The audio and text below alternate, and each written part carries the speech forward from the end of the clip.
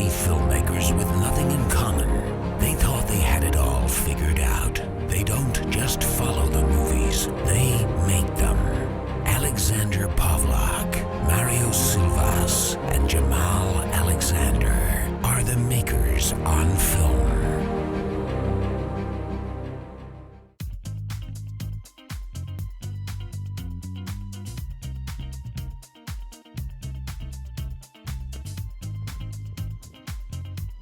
Hey, what's up? How you doing? Alright, you? Doing okay. I was kind of in the middle of watching the Hott Fuzz. You just got around to watching it now? No, I'm in the middle of it. I'm about 45 minutes to the end, so yeah, it's about the middle. Right, but you've seen the movie before now. Right? Yeah, actually I have several times. It's one of my favorite of theirs, and probably my favorite of their trilogy. So, What was their trilogy? Hot Fuzz, Shaun of the Dead, and This is the End? End of the World. Uh, It's their Cornetto trilogy, which is the ice cream they eat in all three of those movies. In Shaun of the Dead, they eat the raspberry flavored, which has a red wrapper on it, which denotes, zombies and blood. In Hot Fuzz, they eat the vanilla one, which has a blue wrapper to it, which denotes police.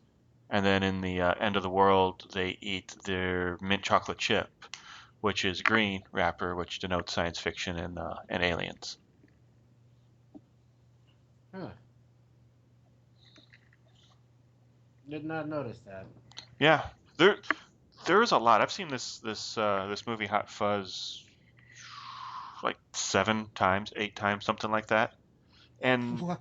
Why? I like it. It's really good film, and every time I watch it, I notice something new. And everything that happens in the last act of this film, or actually everything that you see or hear, gets set up somewhere along the way in the film. And it is just an amazing job and an amazing script. That their writing of this was just top notch. Like even there's a story that Angel tells about how or why he wanted to become a police officer because his uncle bought him a little police pedal car and he drove it around and arrested kids that were twice his size and got beat up a lot. And in the very beginning of the film, you see a picture of him or a picture of a child in a little police pedal car. And it's like the attention to detail putting this movie together is just it's amazing. Oh, at the beginning of the film, though, you see a kid in a pedal car? It's towards the beginning of the film. It's not the very beginning because they do that montage of who Chris or who Nick Angel is. But it's like at some point, like I think when he's packing up his stuff, getting ready to move, or he's talking to somebody on the phone right before he moves, you see a picture of a kid in a pedal car. Huh. Okay. So it's like little things like that, and it's full of it. There was just like the last time I saw a movie that had this much real attention to detail would be like I don't know, Terminator 2 or something. It's just like something from James Cameron, and he is such a control freak and has such attention to detail. Or Titanic, I guess. Titanic would be it too, because he even replicated the China pattern of the plates that were used to serve people on the Titanic. He found the people who made those plates and had them make replicas of the Titanic China Why? because he was that obsessed with it, and somebody gave him $200 million to do crazy ass things like that. Why? Because he did a couple of successful films, and then somehow Titanic became the most successful movie up until he broke his own record with the Blue People movie. Why? Yeah, you can keep asking that, but all right. So before we go into this, you know of any news? Uh. Anything going on? I'm kind of out of it myself. I've been dealing with this whole having to move thing, so I haven't been keeping up on the trades or anything. Wait, you're moving apartments? Yeah. Or are you moving out of the city finally? Uh, I'm not moving out of the city now. Okay. I've got nothing. Okay. Have you watched anything recently? Have I watched anything recently? Yeah, anything good or anything bad? I guess. Yeah. Only some season premiere, only some TV shows. I'm still watching Modern Family and The Muppets, and Muppets, not bad. I haven't seen the second episode yet. Yeah, what was the second episode about? Oh yeah, Josh Groban. Oh no, no wait, I did see that one. That had one of my favorite my new favorite cameos in it. Lawrence Fishburne. Yeah, that was a weird cameo. It was weird, but it was hilarious. I actually looked it up. He's on a show. Have you heard of his the show he's a part of, Blackish? Is he on that show, or does he Yeah, produce it? no, he's on the show. He Oh. plays Anthony Anderson's dad, which makes him the granddad. I looked it up. He's only 9 years older than Anthony Anderson. You find that it happen a lot in Hollywood, where the person playing the parent is not that much older, not old enough to be that person's parent. Right, but I wonder. They kind of just grab like anybody that they could get at that point. It just seems that way to me, or at Sometimes, least, or Lawrence Fishburne just said, "Hey, I'm available," and they said, "Hey, it's Larry Fish. Let's just give him a call." well, yeah, I mean, he's a name, and I mean, the last two things he did on TV were like CSI and Hannibal, and those are really kind of big things that he did, and to get him, Hat, yeah, Hannibal was a big thing. yeah, and he's a name and he's a draw, so to put him on your show, yeah, people tune in for that. Yeah. I'm more inclined to watch it now, and I haven't seen it yet. It's I like this direction that ABC is going, where they're trying to be they want to be the minority network or the edgier network because they put on like the minority shows. They have a show like probably the only Asian sitcom on TV right now. They have Blackish, which is the only black sitcom on TV right now, and then they've had Modern Family for the last 7 years, which is when it first came out was edgy because it had the only really gay couple on TV. Hmm, interesting. I enjoy that they're trying to be the more diverse network out of everything else. Because I was watching Fox's lineup the other day. No, I don't even know what's on Fox. Bones. I haven't seen uh last season's finale of Bones yet. They're in their 11th season right now, or 10th season. I think they might be in their 11th. Yeah, I heard that the end of the 10th season is all effed up, and I haven't watched that yet. I haven't watched it either. But from my understanding, the person I was talking to about the end of Bones' 10th season was surprised that there was an 11th season. So I don't know what happened there, so I'm gonna have to find that out eventually. I'll Google it. Um, have you seen, what is it, Blind Spot? No, I haven't. Not yet. I've only seen the first episode of it. That's not too bad. It's a little cliche in the fact that somebody has amnesia and they have all these clues and they have it's like the Born Identity. She has the ability to kick ass, but she doesn't remember anything, which I guess muscle memory is something, but bless you. Thank you. I guess muscle memory is something, but it's a little irritating that that's a device that they use over and over again. It's like amnesia really doesn't work that way, although they are doing it where it's like surgical or chemical kind of a thing. It's like the second show that chick's been on, where that's the main plot. Is it? Yeah. She was on a show called Kyle XY. I don't know if you remember that. It was on ABC Family. I'm familiar with the name. I don't know if I've ever actually seen any of the episodes. Well, that kid just seems to be an android they found Hmm. with no memory of where he's from, and the only discernible difference between him and every other human is, and this is true, no belly button.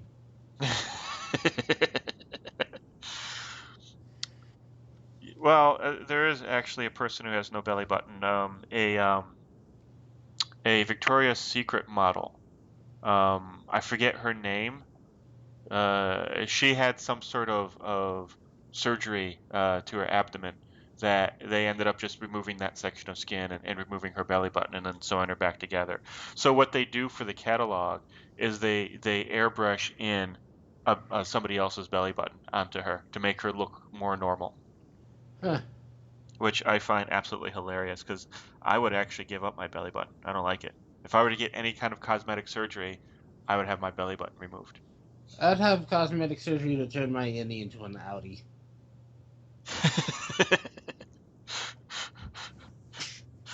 Well, why would you want to ostracize yourself like that?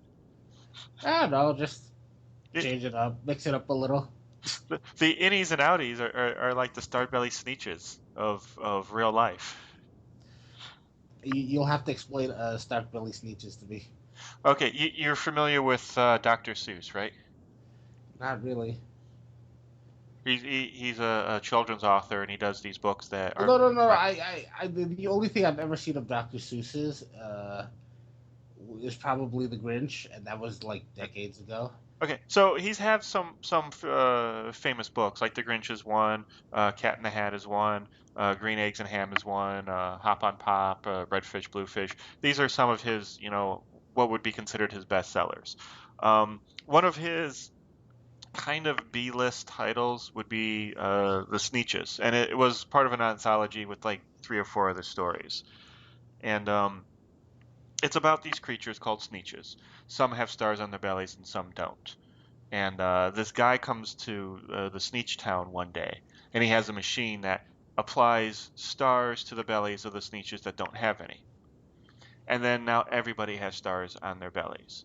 So then he pulls in a machine that removes the stars from the belly. So all the original starred belly Sneeches go through the machine and have their stars removed.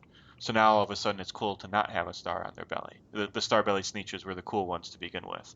So then they go through these machines over and over again, kind of doing a figure eight going through these machines, and they just keep giving all their money to this guy who ends up having all the Sneeches money and drives off with bags of it. And then the Sneeches, they don't remember who had stars on their bellies to begin with and who didn't.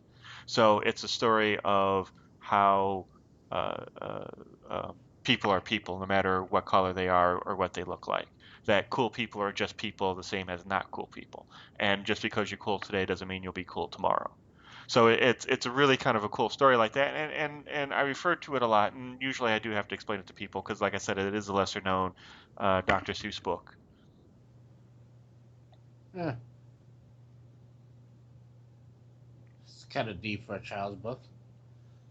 Yeah, well, Dr. Seuss was like that. He had these, these very simplistic stories and these very outrageous rhymes and stuff, but he did kind of put a little bit deeper themes into them than just, colors and numbers and whatnot.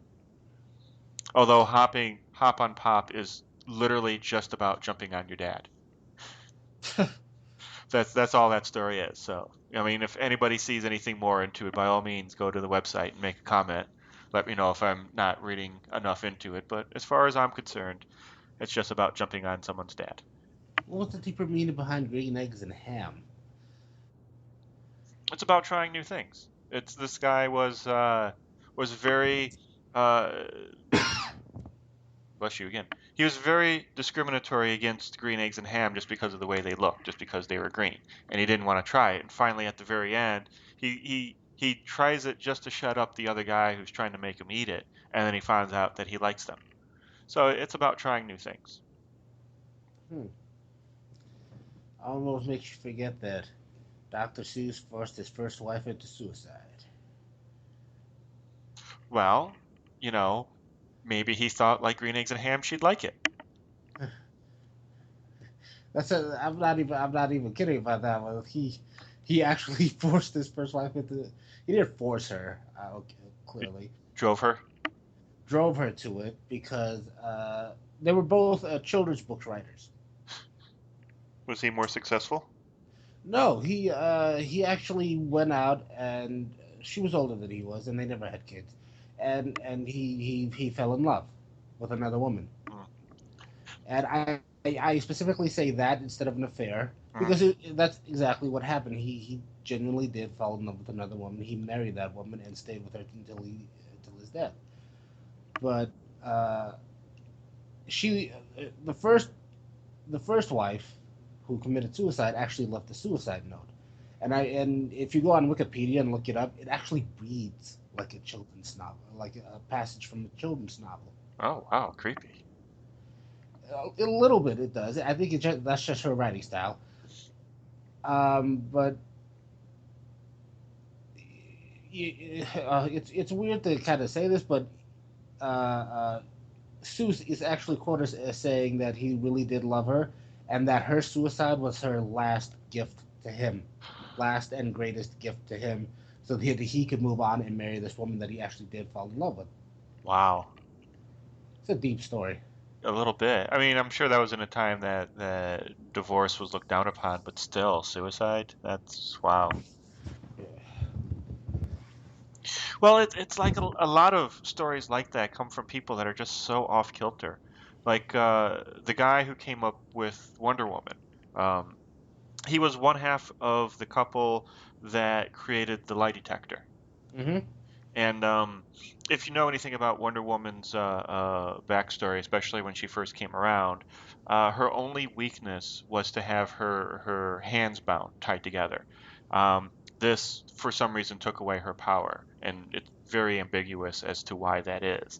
But it turns out that the guy who created Wonder Woman uh, was into the BDSM lifestyle and had a mistress or a third living with him and his wife and their children. And the guy had a lot of children, and they think that some of the children might have been the maids, quote unquote, the maids' children.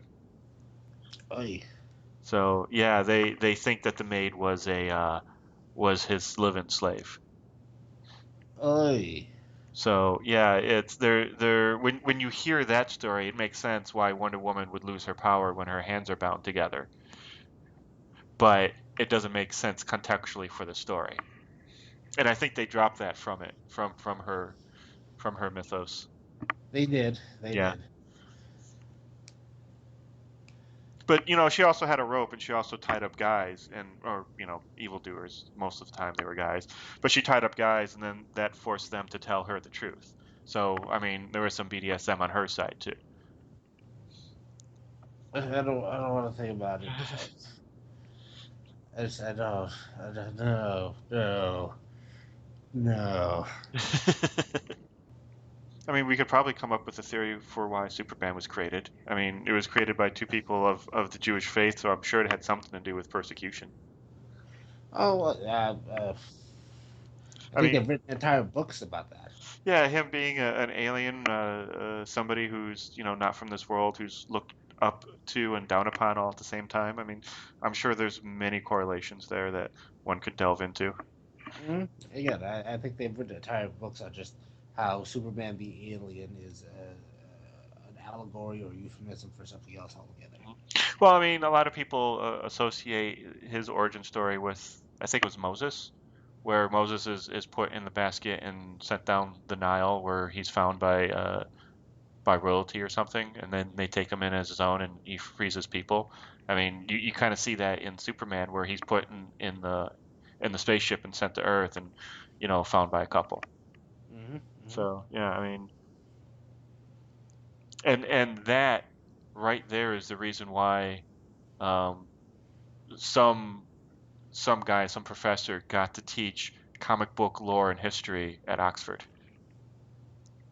Oh, that'd be so awesome with a class to take for me. Yeah, I don't know if the class still exists or not, but the guy was like, he mentioned this to one of his to one of the deans, and the dean's like, no, we're not teaching comic books. Comic books suck. And this was like early 70s, late 80s, or late 70s, early 80s.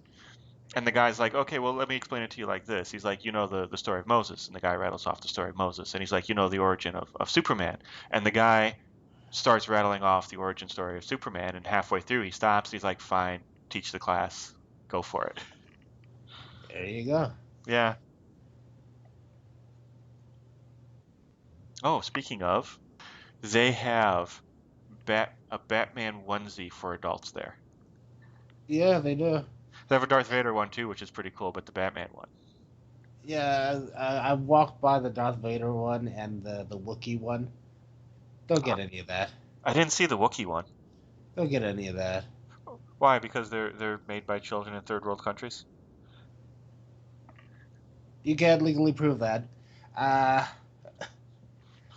I'm gonna have to find that documentary that talks all about that and post it to the site.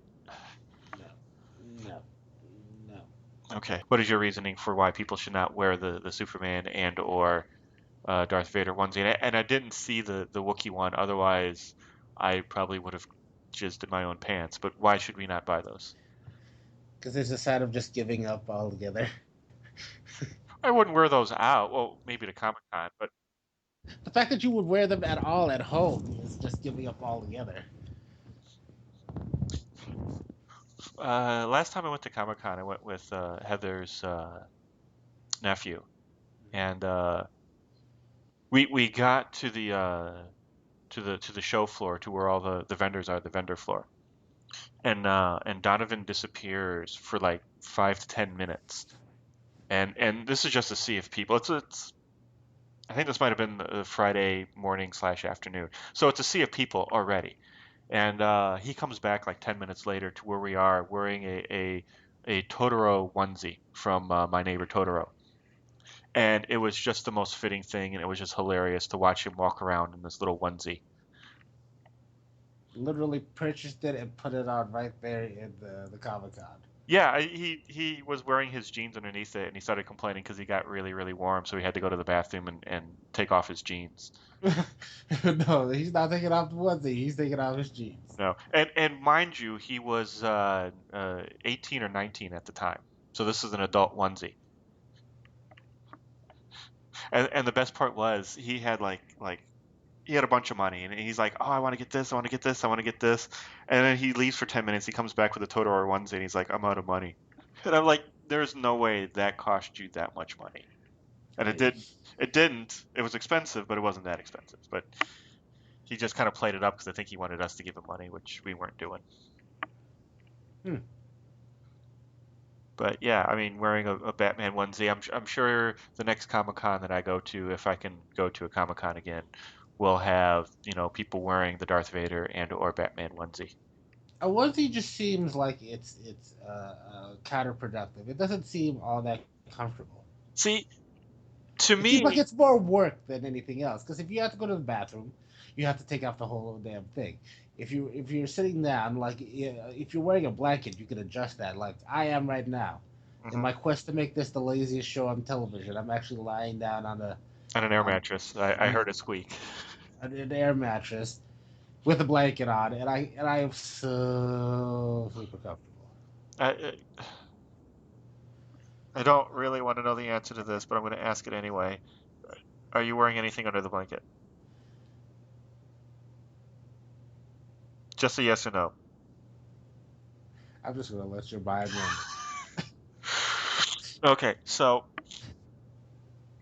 I envision a onesie set of pajamas. It's a set of pajamas. Well, not a set because it's a onesie, but it's a pajama outfit. And I envision it more like a flight suit for sleeping. Okay. What if you got too warm in that thing? What do you do? Well, you unzip it. You're right. You can't really take it off, so it has to be like cold weather wear. But you can unzip the front, and some like if you get like long underwear, they have a flap in the back that you can open up so you can do number two. But you're right. There is. That's disgusting. Because if you don't wipe correctly, now you're smearing it all. Ugh. Well, if you don't wipe correctly, you're smearing it all over your pants. So wiping is essential. Right, but if you tried to sit down with that thing and it was too long or maladjusted to you, you'd be shitting on like parts of that you wouldn't on a pair of pants. This is true. And there's a chance that flap, which folds downward, could dip into the toilet. Yes. So yes, there are some fundamental flaws in the design of the butt flap. However, I was just letting you know that there are some alternatives to just taking off the whole suit. Although I think in those I didn't really check them out that well. I just, looked to see what they had. I don't believe those have a butt flap. Huh. But Oh now yeah. I'm kind of curious. I want to check them out again. It seems like more work than it's worth. I can't believe I'm saying this, but I would rather have a Snuggie. And for me, the Snuggie is the proof positive that humanity has stagnated. But you do realize that a Snuggie is just a robe worn backwards. Yes, it is. Again, I say humanity has stagnated with that. We took the time to invent that. Well, it's your audience. So yeah, I mean, if you're just sitting there wearing a blanket, I mean, a blanket with sleeves is the next logical, progression, the evolution, if you will, of the blanket. And yes, it is technically just a e- A backwards robe. a backwards robe, but it looks like the kind of thing that a wizard or a cult member would wear. If you don't think about a slit in the back, if you think about it as just, like a one piece outfit, like a dashiki or a muumuu or something, it kind of looks like something a wizard would wear, which makes me wish that you could get a tall pointy hat for the Snuggie that would match the Snuggie to complete the whole wizard look. Like a really chill or lazy wizard. Like what Gandalf would wear going to bed. A really chill or lazy wizard. They show up at Gandalf's house telling him he has to go on a quest with this ring, and he goes, "Nah, I'm good. I got Netflix." Exactly. Like a bowl of Cheetos sitting on his stomach. Yeah. Like Orange is the New Black. Been watching that right now. Don't have the time. We're playing Call of Duty. Yeah.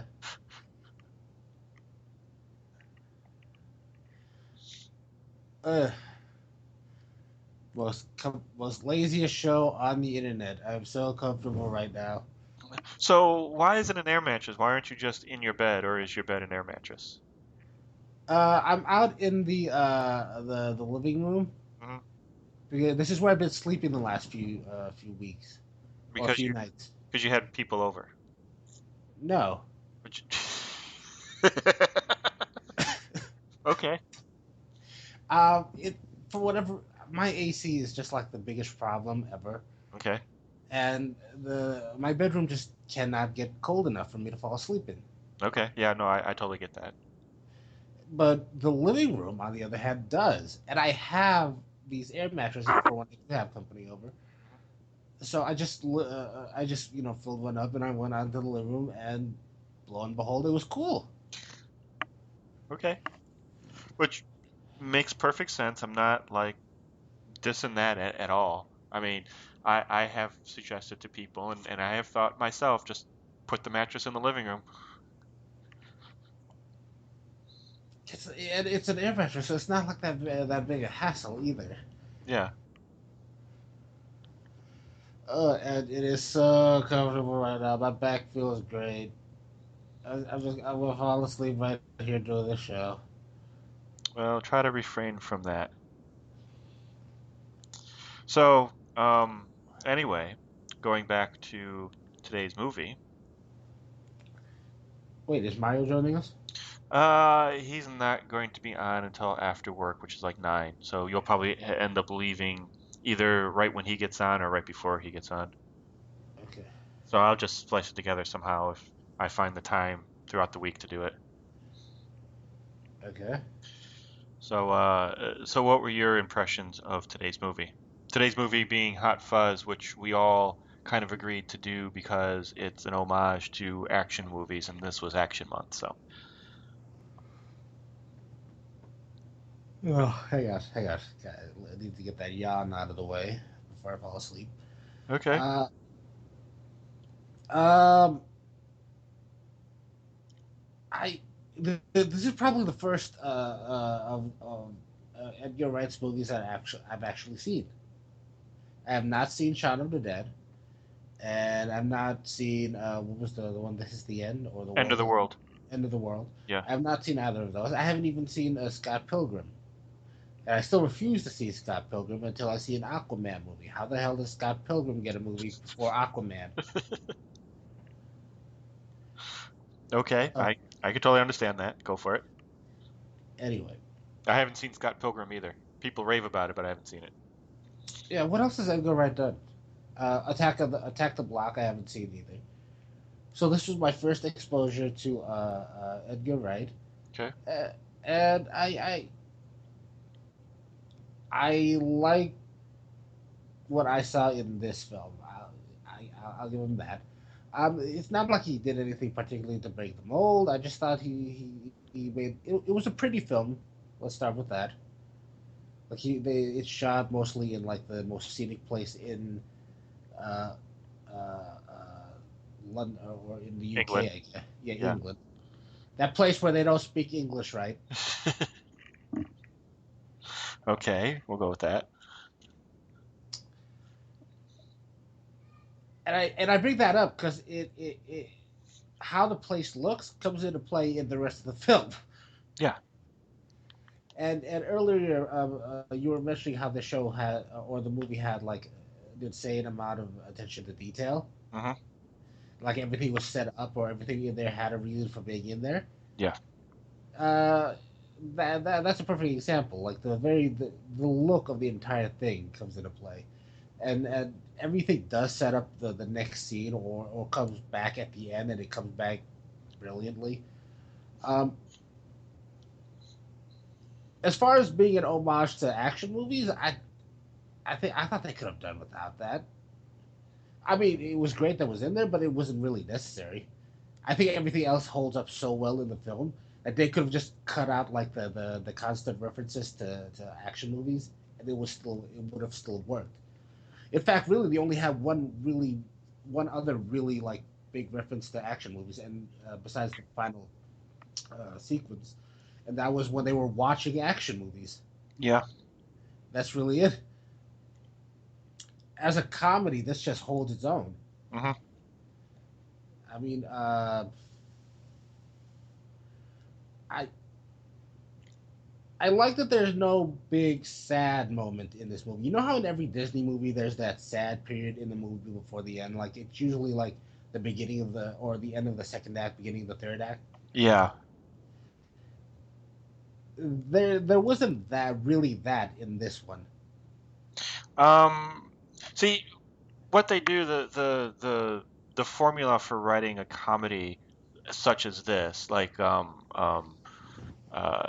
Beer Fest is another one that really that exemplifies what you're saying, is that there is a very low point for our heroes for them to rally together to achieve whatever goal they have at the end. And the low point here was basically when everybody turned on Angel, even Nick Frost's character, and they put him in the trunk of the car and they drive him out of town. That's really the low point. It's not very sad, but it's very reminiscent of other action films, kind of that betrayal of the partner or whatever. That's the thing. If you watch this movie, like the minute I saw the chief, Hmm. I thought, yeah, he's gonna turn at the end of the movie. Okay. Like I saw that coming. Yeah. And I saw a bunch of like I knew that Dalton was everybody's favorite James Bond, Hmm. Timothy Dalton. Hmm. I knew when I saw him that they were going to intentionally throw him out there. I thought at first I thought it was a red herring. Yeah, I did too. I did too when I first saw it. It was like it was so obvious that it couldn't be anything other than a red herring. Yeah, like they were throwing him out there, and that he was just going to take away attention away from the actual killer. Hmm. It comes back to him being technically he still is. Technically. Yeah, but I thought the low point was when Nick Frost's character and Simon Pegg's character. There was a brief period there where not they were not 100% together. Yes, you're right. That's about where I stopped too, right after the the incident at the church when Danny got all upset with Nick. Yeah, and that didn't take that that didn't take a whole lot of time either. He just kind of went back the next day and just talked to him a little bit, and that was the low point of the movie for me. And it didn't last that long. And I gotta be honest, I appreciate that it didn't last that long. I like that there's no real low point in the movie. Yeah. Well, I mean, yeah, you're absolutely right that everything they did was quick. I mean, I was when I was going through it this time, I was counting all the little montages that they do, which when you usually make a film, you try to stay away from doing a bunch of montages because they're usually boring or they're stuff that you can do through dialogue or through something else. It's usually just a quick thing that you have to get through and then you go on to, something else. But by the time I got to the halfway point of the film, I've already seen 13 montages. And it's like everything that they do in this film is meant to make it fast paced. The two chase scenes that they do up until this point are very rapidly cut together, very Michael Bay-esque in their editing. No, wait, there's three. There's two foot chases and a small car chase. They're very rapidly edited together. The montages are just set to put people into place for the next thing to happen. And it's just amazing in the fact that they know how to progress the plot. They know what they have to say, they know how they're going to say it, and they know how they have to progress the plot. And that's one of the reasons why this is my favorite out of the trilogy. The other movies in this trilogy do that. They do it, I think, a little bit more in Shaun of the Dead, because they keep talking about the plan that they're going to do, and they rehash that for End of the World, which doesn't play off as well. But in Shaun of the Dead, they keep doing what their plan is going to be, and then they try to do it and it fails. So it's a means to an end, and I think it's a very intelligent way of doing it. But yeah, it's the lead to make everything quick pace. So even that slow low point of the character was very quickly paced. It didn't bring down the movie at all. By the way, montages are part of the reason the Rockies were so good, but or the Rockies were so popular. But well, what I liked about not having that low point is the low points for me usually kind of like just they're they stick out like a sore thumb, or they just a lot of times they imply that things between the two mains aren't great, and therefore that relationship is sort of less stable. It's Like strange what? somehow, yeah. Yeah, yeah, and the fact that it didn't happen here just means that Nick Frost and Simon Pegg's characters connected so well that their low point really wasn't all that low.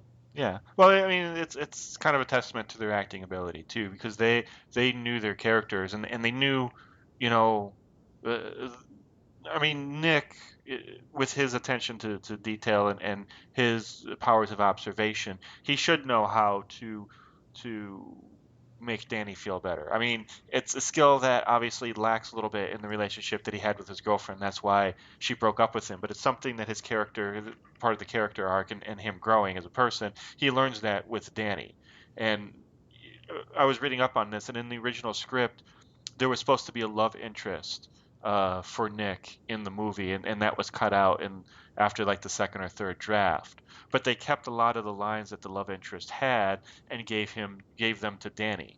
So Danny is almost the love interest to Nick, and he's the one who teaches Nick how to shut off and how to be in a relationship, even though it's platonical. He still, learns that through Nick Frost's character, through Danny.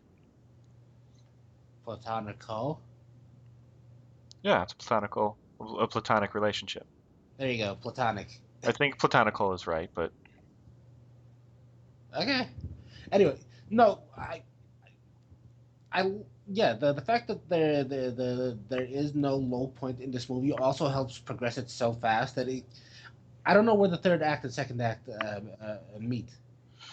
um, it would have to be when he finds somewhere around where he finds the Doomsday Cult. Either it's either right before that or right after that. And Wouldn't it you're be? absolutely right. It's hard to tell. Wouldn't it be when he went to see the gardener?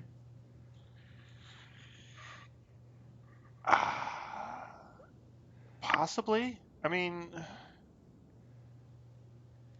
Like The at end of some point, the end at of the some point, second act is usually the wrap up, and the third act is like usually the last 20 minutes, and it's just the big production number, either the action scene or the dance scene or whatever it is. It's usually the big finale at the end. So I can see why you would say that, and this is definitely ramping up to him figuring out everything that's going on, but I don't necessarily think it's the beginning of the third act.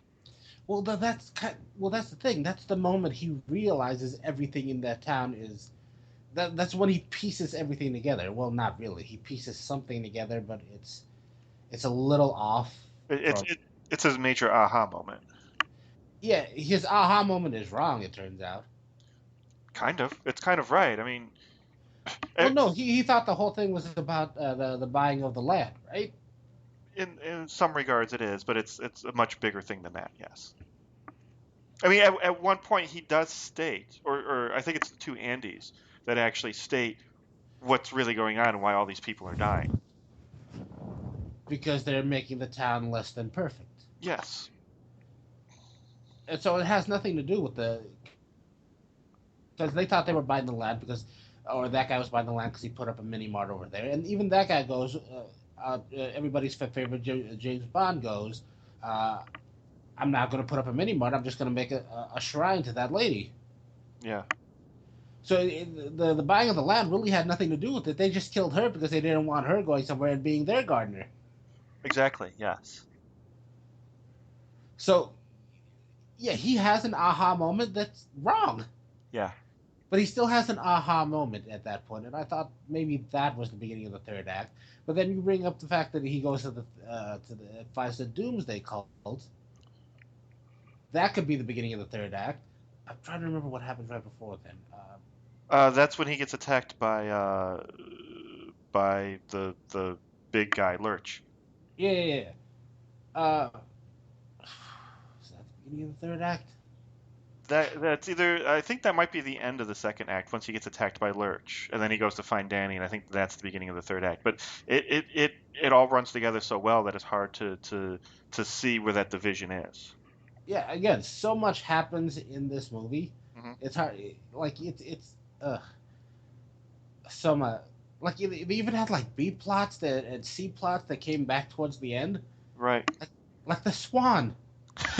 The Swan keeps coming back. Well, the kid at the end, they even are like, we'll call everybody in the phone book starting with Aaron A. Aronson, and then that's the name of the kid at the very end of the movie. That's the last. Wait, That's the last character you see. Who's the is one that that the wrote this? It was Simon Pegg and the guy who directed it. That's what I thought. Yeah. Well, because I know Simon Pegg is really that his work is crazy when he's actually writing something, Hmm. because he does those weird little jokes in on itself, Yeah. and he does it throughout the entire. I mean, as you were saying, he does it throughout the entire movie, Yeah. Well, and it's just little things too. I mean, but go ahead and I'll jump in when you're done. it's exactly as you guys were saying. I mean, it was almost like an homage to every single action movie that I could possibly think of at that time. There was the actual movies that they referenced. What was it, Super Cop and Bad Boys 2 and Bad Boys 2, Point Break. Point Break. Point Break. That's what I was thinking of. Yeah. Like any fucking honestly, at the last shot when they're driving away, and you see the camera tilt down to an over the head shot. I'm like, oh, that's Fast and the Furious right there. Yes. Like all the car shots were Fast and the Furious based. Yeah. And I'm like, this is it. It was a perfect homage to every single. It was like that Brit seeing the Americanized action movie from like the 80s and 90s. Yeah. And all in a giant conglomeration, just a one film. You know what it really is, and in some ways it inspired this. It's a full length version of Cliché. Yeah. It's done a little bit better, and it's done very funny. I mean, mine Just a little bit better. Just a little. a little, but it's a full length version of that. It's such a it's people who have a real love for the genre, who not only watch it, but who really do appreciate it. I mean, it's kind of guys like Jamal who kind of grew up on this stuff, who wanted to show how much they really appreciated it. It's kind of a thank you note to all that kind of action stuff. But speaking of attention to detail, when Nick Angel walks up to the camera and he flashes his badge, do you realize that the picture we see on his badge is superimposed from the shot right before it of his face right up against the camera? Honestly, I've never really looked at that picture. Yeah, it in the original shot, it's just a little bit it's a green square, and they just take that shot of his face and superimpose it onto the badge They to give really? yeah to give the illusion that that's how he always looks, that he always has Right. that kind of frown or grimace That on like his face. gruff demeanor kind of thing. Yeah, but it's the Like, exact same thing. that's fucking funny. Yeah. Honestly, it made me laugh because it's like they were trying to give him um the Clint Eastwood 19 like 80s men or like persona, Yeah. tough character who like no one can break until obviously like the second act and everything, and just But like he kind of has that squint to it, and when he comes out with that toothpick in his mouth, that's almost like that little cigar that Clint Eastwood yeah. uses sometimes. Yeah. And he always spoke in that like rough gruff tone. Almost monotone. Yeah. Yeah. And it's really funny because like that's not how he speaks. Like he actually has a really, I don't want to say a high pitched voice, but he has a higher pitched voice. Yeah. So I honestly think they did something to his voice in post, but fucking Christ was it funny. Some of it sounds like it might have been ADR, like they went through and just had him do a voice over everything. I mean, I don't Yeah. think it was, but yeah, he was definitely doing a voice. Yeah. Yeah. I don't know if he was channeling like Christian Bale or something like that, but fucking Christ, it was so off the cuff, even for those guys. Like even for one of their movies, Yeah. it was so just bizarre. Yeah. Well, it's one of the reasons I think why this is my favorite of the trilogy. It's just, I mean, the other two movies are really good, but I think this one just nailed it. Yeah, because what it was, Shaun of the Dead, This one, this Hot Fuzz, and wait, what was the third one? it was End of the World. Oh, I never saw that one. Oh, that's a good one. Okay, It, I'll have it to check out that. it's really good. It's the basic story is about these, I think, five friends from high school. They live in a town that has like 10 bars or 7 bars or something, and they Right. do basically a pub crawl. And they tried to do the pub crawl at the end of high school, and they couldn't get through it. They got to like the fifth or sixth bar or something like that. I forget how many bars are in this town. It's an obnoxious amount of bars for the little town that it is. Yeah. So they Nick Frost, or not Nick Frost, Simon Pegg's character uh, gets everybody back together in the small town and has them try the bar crawl again, and it's met with disastrous results. And it's a really good film, and it has uh, this Hot Fuzz had some great cameos in it, and one of the cameos is the guy who's on Martin Freeman, who's on Sherlock. He actually has a much bigger part in End of the World. He's one of the friends. Oh, okay. So yeah, it's like they they're great at getting people to be in their films. I don't know what they do. I don't know if they're just beloved, but I think yeah, everybody just loved because they have such a cult following after Shaun of the Dead. yeah, I mean, not like that, but they were Nick Frost and Nick Frost actually.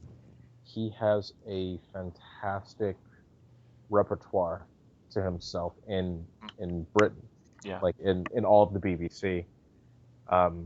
Like everybody knows him, and he's actually a lot more popular there than he is here in the States. hmm Whereas Simon Pegg is a lot more popular here in the States than he is on anywhere on the Britain channels. right. So I think just the conglomeration between the two of them, between America and Britain, or like BBC channels, Mhm. they can almost call in any favor, and anybody would be willing to work with them. Nice. Did you know that Nick Frost and Simon Pegg were in a George A. Romero zombie film? Were they? What? Yeah, it was in Land of the Dead, which had John Leguizamo in it. Yep. And they played the two zombies that people that were shackled to a thing, and that people were taking pictures with in the town that they built. Oh shit! I'm gonna have to watch that movie again then. And they got invited to do that cameo because of Shaun of the Dead. That's fucking funny. Uh, So, Shaun of the Dead, was it Nick Frost and Simon Pegg that wrote that? I don't think Nick Because I thought Frost. it was Simon Pegg. It's Simon Pegg and the director, which Yeah. is Edgar Wright. Right, that's right. Yeah. Nick Okay. Nick Frost. They know Nick Frost because they were in Space together. Yes. And I think did Edgar Wright have anything to do with that, or did they meet him I later think on? he did, but I think he was like behind the scene, like producing stuff like that. Because I know that's how they all initially met, was because of that. hmm But I think it was, No, he directed. I think it was like friend of a friend kind of thing. He directed several episodes of Spaced. Oh, did he? Yeah. Oh, I didn't know that. Let's see if he. Yeah. I don't know if he produced it too.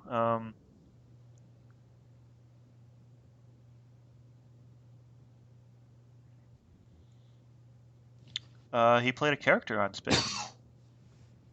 No, Oh. actually, he played several. Looks like he just does cameos from time to time. Gotcha. Yeah. I didn't realize he did Scott Pilgrim either. Who? Right? Yeah. Yeah.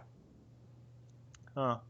That was honestly, I think that was one of the only reasons that movie got picked up, was because it was him directing it. Interesting. No cat. Fuck off. How are the cats doing? We haven't had a cat report in quite some time. Yeah. It's now just the black one and my little puffball of a cat. Did they eat the other one? Oh no, because we used to have 4. Hey. Now we only have 2, and it's my cat that looks like Grumpy Cat, and my roommate's cat, which is just black asshole of a cat. Oh, excuse me. I just had dinner. And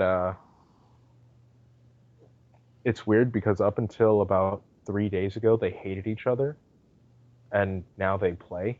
hmm And it really throws me off guard because you'll hear like meowing from across the apartment, and then they run into my room, jump onto my bed, start like play wrestling, and then will kick off me and then run into the other side of the apartment. And it's like 4 in the goddamn morning when they do this too. Nice. Imagine So, not only is it describing. Imagine describing a pair of human beings that way. Jesus. Jamal, if you ever did that to me, I would just hate you so much. Mario, why do you look like you slept like shit? Jamal ran into my room last night, started playing with some string, and ran out again. Oh my god, you'd have the worst roommates on the planet. I would pay real money to see that happen. Actually, Actually, I think that would be pretty funny. I always wanted to do a short film or a series of short films about like a regular guy who had a celebrity as a roommate, and the celebrity was just like the worst roommate ever.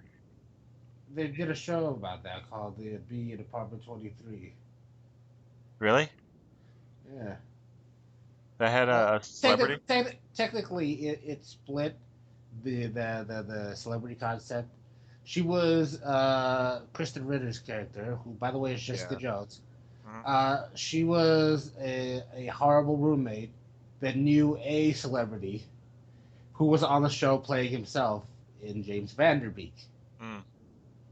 Yeah, but James Vanderbeek wasn't a bad roommate, was he? No, Was it? he was all he had to do was move in because he was everything else. Yeah. It's actually a pretty funny show. I'd recommend it too. I haven't seen it. I was thinking about watching it just because she's going to be the Jessica Jones, and I just wanted to, because she was Yeah. on Breaking Bad, and she did good on Breaking Bad. So Yeah, she did. Honestly, well, the first time I saw that show, I was like, oh, okay, I'm not going to go out of my way to watch it. But if I'm like high on a Sunday and the remote control's too far, or, one of those kind of instances, like I'd binge watch a couple episodes before Netflix asks me if I want to keep watching. because then you have to move at that point. Yeah, exactly. At that point. Yeah. That's what, 4 episodes that it goes through before? Something like that, 3 or 4 Yeah, episodes. before it's like, all right, come off that ass, get out of bed, go do something productive for the day. I hate Netflix. Only for that reason. Well, see, Only for that goddamn reason. I dislike it going to the next episode because a lot of times I fall asleep during it, and then I wake up like 2 episodes later to turn it off. So I end up like baby. missing things. Poor baby. Yeah. I've been thinking lately that and this came to me the other day. TV is an audience's medium. I mean, it is the most rewarding medium there is. You can't binge watch, well, unless it's a long show like a franchise like Rocky or something. You can't binge watch movies, and lately I feel like TV is the most rewarding medium there is because you get a full you have 12 episodes at a time to really kind of like do character development and really flush out characters. Yeah, that's why I like shows like Breaking Bad or Mad Men or even Better Call Saul. They're very cinematic in the way they're shot and written, but they have so much time to do character arcs and story arcs and really kind of flesh these people out and tell really good stories. Yeah. I mean, most of the industry is moving that way anyway right now. Yeah, I mean, well, everybody wants to get on the new up and coming show, whatever the fuck that may be at that point in time. yeah, But everybody wants to get in on those because A, job security, which fuck those guys for being able to land those gigs. Mhm. And B, that's the place where you're appreciated the most as a writer. Because as you were saying, you can go ahead and do. A perfect example was Breaking Bad. How much of us were attached? How many of the audience members were attached to those characters? I was. yeah, I'll admit it. Yeah. Could you imagine them trying to do Breaking Bad in a 2-hour episode, or in a 2-hour movie? Fuck that. No, they couldn't. They'd have to do it like Harry Potter and end up breaking up the last movie in 2 parts. Exactly. And at that point in time, you're just kind of like, I'm kind of done with it already. Yeah. But for shows like Breaking Bad, Game of Thrones especially, Better Call Saul, honestly anything on HBO lately, that's fuck off. That's my toe. That's where the industry is right now. I'm knitting right now, and my cat, I learned the other day, is a yarn cat. And so I moved the yarn, and she decided, fuck you, and got my toe instead. You're what? My cat. No. You're doing what right now? I'm knitting. Okay, Grandma. What? Fuck Are you you. on a I'm rock? knitting. Are you on I'm a rocking chair? Are you on a rocking I chair? wish I sipping some could. sweets. Are you eating some Werther's Originals in your Judd Hirsch sweater? Oh, I promised my girl I wouldn't eat any more sweets. Is it a matter that she can't eat sweets, so you don't eat sweets? Yeah, one of those things. Okay, 'Cause we are eating better now. One of those things. Is this post because of for the surgery, or is this because? Yeah. Okay. No, it's because of the surgery. Well, that's a good reason to do it because you can slowly exactly. Bring the treats in after a while. Actually, no, That's all right. Shit. That's all right, bro. That's why they invented the drive-through. No, because that shit stays on your clothes for like a week. It stays in the car. Yeah, I'm not gonna do that. I got 5 Guys one day, and I got them at noon and at midnight. Gay? at midnight, people were getting into the car and all like, did you get McDonald's? Did you just get McDonald's? I'm like, no, like 12 hours ago. That's basically all McDonald's is. It's like stale Five Guys. Yeah. But hold on a second. Alex is gonna go touch himself. Alex, touching yourself? If you're not, say something. He's touching himself. Yep. Hey, fuck you, alright? Fuck you, alright? I enjoy knitting. Okay. Alright, are you staring at a picture of your grandkids wondering why they don't call you? Yes. I'm just longingly sitting here, just, oh, where are they today? Why don't they call? They know I worry. They haven't called in so long. Oh my god. What are you knitting? A blanket? I'm making a blanket. I called it. Yeah. Well, let's see. I'm finishing off this blanket. I have 3 beanies going right now. And then a headscarf. I'm finishing. And then at the same point in time, I'm relearning how to crochet.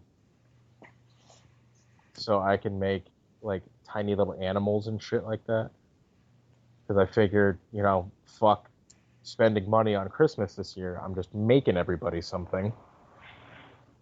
That's not a bad plan. Right? You seen Demolition Man? Yeah. Oh, yeah. Jamal, I'm going to make you a giant orange onesie for Christmas.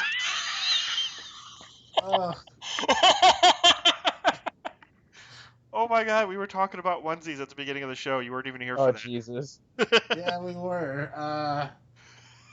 And I think we should just leave it at that. So, going back to Hott Fuzz. Fucking great. Anybody else thinks Hott Fuzz sounds like a porn title? Yes. It's a really bad porn title from the 70s. It's a Muppet porn title. I wouldn't say bad, but yes, it definitely does. Okay, so title from the 70s. So what was your favorite moment in the movie? Me or Jamal? Either one of you, whoever wants to talk. So while you guys are thinking about that, there was a joke in there that I just caught this time around that is a typical British joke. There's no reason why an American would actually know this, except I do. So, like I was saying before, this is probably my 7th time watching.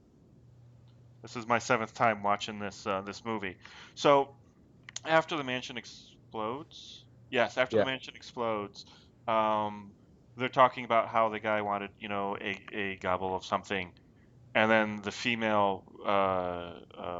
Yeah, I know what you're talking about. The female police officer says the phrase, "I like a midnight gobble from time to time."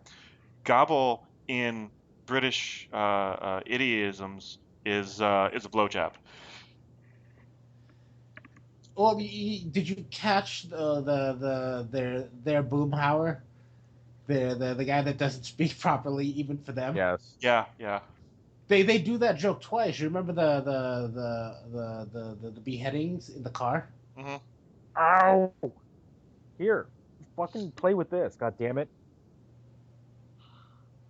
Sorry. And then he hands the cat his penis. No, she's fucking clawing me. She wants to play with the goddamn string. Anyway, go on. They do that. They do that joke twice. Remember the beheadings, and she says something. I can't remember what she says, but then their boomhauer just goes tits. Yeah, he does. And after she says the midnight gobble line, boomhauer says cock. Yeah. Does she really? Yeah. Yeah. I never caught those. Well, no, that I just caught that this time around too because I realized it was a blowjob joke because I was I was working. very close to saying that was my favorite part of the movie because they do those jokes twice, and it is so funny when they do it. Yeah, because I was working at a restaurant that just opened up a branch office in Europe, and they had to change what their turkey burger was called, which was called the Gobbler, Oh because Jesus! because it was a euphemism for a BJ in England. Because I don't we were talking about that with the managers, and the managers were telling us about that. And I'm like, well, really? Are they doing all the same menu? And he's like, yeah, but they got to change the name. So I learned a little something about English culture that day. And this Oh. was the first time I actually like heard that line and realized what she was saying. Yeah. Well, I mean, I've heard the line before, but this is the first time I actually realized what she was saying. And then it clicked that he said that afterwards. Well, no, that's how I figured out that's probably what it was because he said that Yeah. after. I didn't know that's what gobble meant until he said that. Well, there you go. Contextual clues are an amazing thing. Oh, I'm gonna have to rewatch the film again.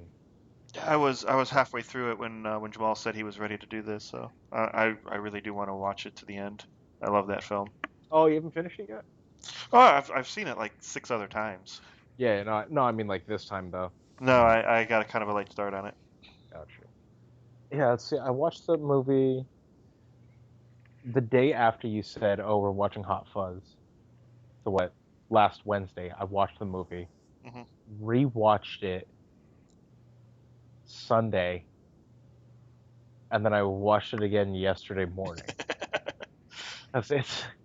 It's so goddamn fucking ridiculous, It is. and it's I'm not I'm not gonna lie. I started when it started. I didn't like it. Like I wasn't prepared to like it because the thing about a British comedy is they're not American Well, enough. this is a very an American subject and topic. It's Well, no, I've never gotten British humor before. Like I really, I wasn't. Very few things I see from England. Like perhaps anything Rowan Atkinson is in, Mhm. I like. Yeah, but he But doesn't after, talk. But so it's all sight gags. well, yeah. no, I've seen, Black Adder was pretty good, and he talks quite a bit in that. Oh yeah, that's true. That's true. Okay. And I can't think of any other like comedies that really stick out to me from England, except for something obscure like Are You Being Served, which I know the both of you probably never heard of. No, I heard of it. I used to watch it on PBS after Mighty Python. Oh, Fuck yeah. Are You Being Served What? It was was like awesome. Monty Python, the Red Green Show, and then Are You Being Served? Something Yeah, like Wasn't it? Yeah. Well, for you probably where I lived in Ohio, it was Are You Oh, Being that's Served right. You after Mighty were Python? Yeah. part of the we cool usually club. just Yeah. No. we usually just got Are You Being Served and then Keeping Up Appearances, which was a really weird. I'm not even gonna go there, but I really don't watch a whole lot of like movies that are British comedies. Is I just is I don't. is Keeping Up Appearances about the woman who thinks she's more high society than what she is? Yep, Okay, yeah, I've actually watched that show. I like that show. I I'm a I big absolutely British humor. I hated that show. That's one of those British ones that I really didn't like. Are You Being Served? Loved it. Absolutely loved it. I thought, they did like a sequel series to that. Oh, did they? I didn't know Well, they were all in a retirement home. that. What is No, it? the surviving members in a retirement home. Well, that's good. Do you remember what that's called? I don't, but I'm sure if you do, are you being served? They'll give you like the final. It might have been just a special or something, but I distinctly remember them doing a few episodes of them being in the retirement home. Nice. They even tell you how the owner of the store, the really old guy, died. I'm gonna have to look into that. Oh Jesus. Hey guys, let me call you back. I gotta go. I got a job real quick. Okay. Okay, yeah. Yeah. All right. Cool.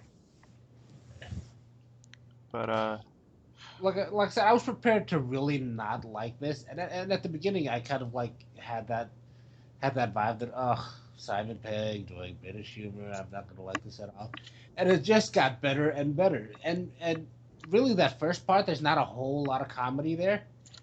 That's what I liked, and then I just got drawn into I emotionally invested in the characters, Yeah. especially Danny because he's a sweetheart in this movie. yeah, definitely. And so I emotionally invested, and then it got going. In fact, I'm not really keen on a lot of the humor parts of this. I just enjoyed watching this film. I thought it was a good, uh, procedural. Yeah, well, it is, and speaking of that, one of the weirdest compliments I ever heard about this film was that police officers really like it for the accurate depiction of paperwork in an action film. Yeah, yeah. Yeah, but They even montage that stuff, and I think of CSI when I watch those montage parts of the paperwork. it kind of has that feel to it, the way they kind of ghost other images into it and stuff. It's like the beginning of a CSI episode, Yeah, like the theme song. But you you talked about the beginning of this film, and it's actually interesting that you say that because nothing really happens in this film for like the first 20 some odd minutes, 30 minutes almost. It's like it's all set up. You don't see that there's going to be any kind of murder or anything until like almost the 30-minute mark. you know the only joke I can really distinctly say in that first sequence is when he goes to talk to his ex girlfriend, and then they're all wearing those suits. Yes, that is one of my favorite bits. That's really the only kind of like joke I see in the first part of that. Um, And yeah, then we get to the hotel he's staying at, and then the fascist and the hag yeah. joke, but those are barely jokes, and then that's it. Well, those are only set up because they come back later on in the show. It's like from basically from that point on, and basically from that point on, everything is set up to pay off somewhere else along the way. And even the beginning of it is partially set up like him getting stabbed in the hand and him shooting somebody who had a Kalashnikov or an AK-47 as we in America call it. That's all set up for his backstory for him to talk about later on in the film, which is why they rush through it. And another cameo that you don't realize, the guy who's dressed as Santa who stabs Simon Pegg in the hand is the director of the Lord of the Rings movies. It's Peter Jackson. Yeah. Huh. Did not know that at all. I wonder what favor they called in to get him to do that. Well, he's either a big fan of them or yeah, they had something on him because you don't even see his face. He's in a Santa outfit. Hey. He may have been on set one day and they might have been all like, "Hey, you want to do this?" Actually, Google the last part of that film. Remember when Martin Freeman comes back? Yeah. It's Martin Freeman. The guy in the middle is also a big name actor, Bill Bill Nye. Nye. Yeah. And then the guy on the right is also I've seen that face before. It's the same three guys from the beginning who are his superior officers, right? Yeah, those are three named actors at this point cameoing in there. Yeah. Yeah. I just can't remember. I can't remember who the right guy is. I mean, Bill Nye is huge. He's he was in the Pirates movie. He was in those vampire movies. Underworld, yeah. I mean, and he's been in some like he's kind of our Patrick Stewart or our Ian McKellen. I thought he was also nominated for an Oscar for something. It might have been Love Actually, whatever. It may He have. was he was in Love Actually too, and I'm too lazy to get up and Google it. Let's see.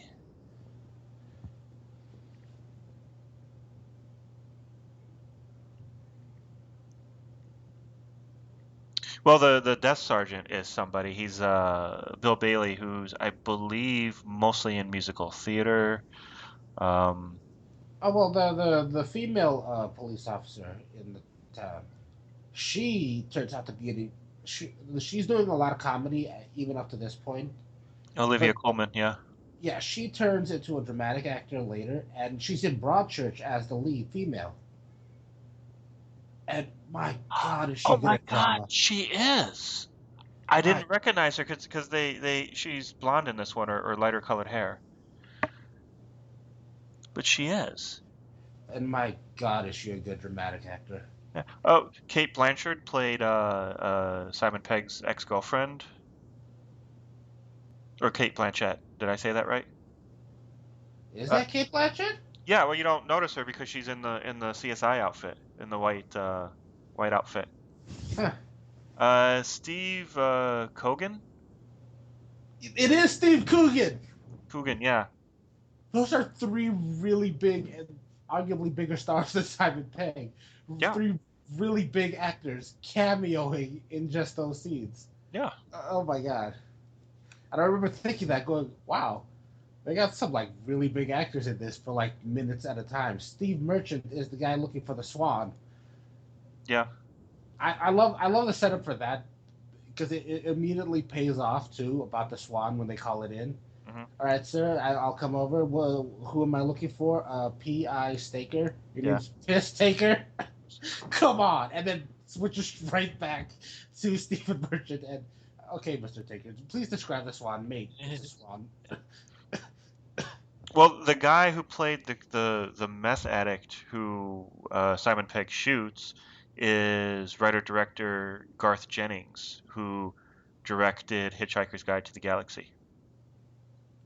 Oh my god! So just so many cameos in there. Yeah, and not just actors either, because like I said, Peter Jackson was in there too, and Edgar Wright did a small cameo in there. What was he? What did he cameo as? He was one of the shelf stockers in the store, and then he also was the guy doing some of the announcements over the PA system. I love how the police officers at the little precinct turned into the good. Because I probably would have bet money that some of them turned out to be bad at the end too. But I Yeah. love how they become like a really like badass force at the end altogether. Yeah. Especially the Andes. I thought the Andes were going to be the guys who would be in on it Yeah. because And they then at were. the end, and at the end, they turned into the gung ho ones. Yeah, well, I mean, because they finally realized that he was right, that this was, and they weren't in on it, so they uphold the law, you know. Yeah. I mean, the only police officer who was really in on, well, the two were the dad and the son, and even Danny kind of turncoated against them. Well, Daddy, I don't think Daddy fully grasped what was going on. He was lied to by his dad. I mean, that much is kind of evident because Yeah. he thinks his dad is doing good because he still has those childlike eyes for his dad. Yeah. And it's that moment where he's that um that Point Break moment where he shoots up into the air and screams. That's when he really kind of grows up a little bit.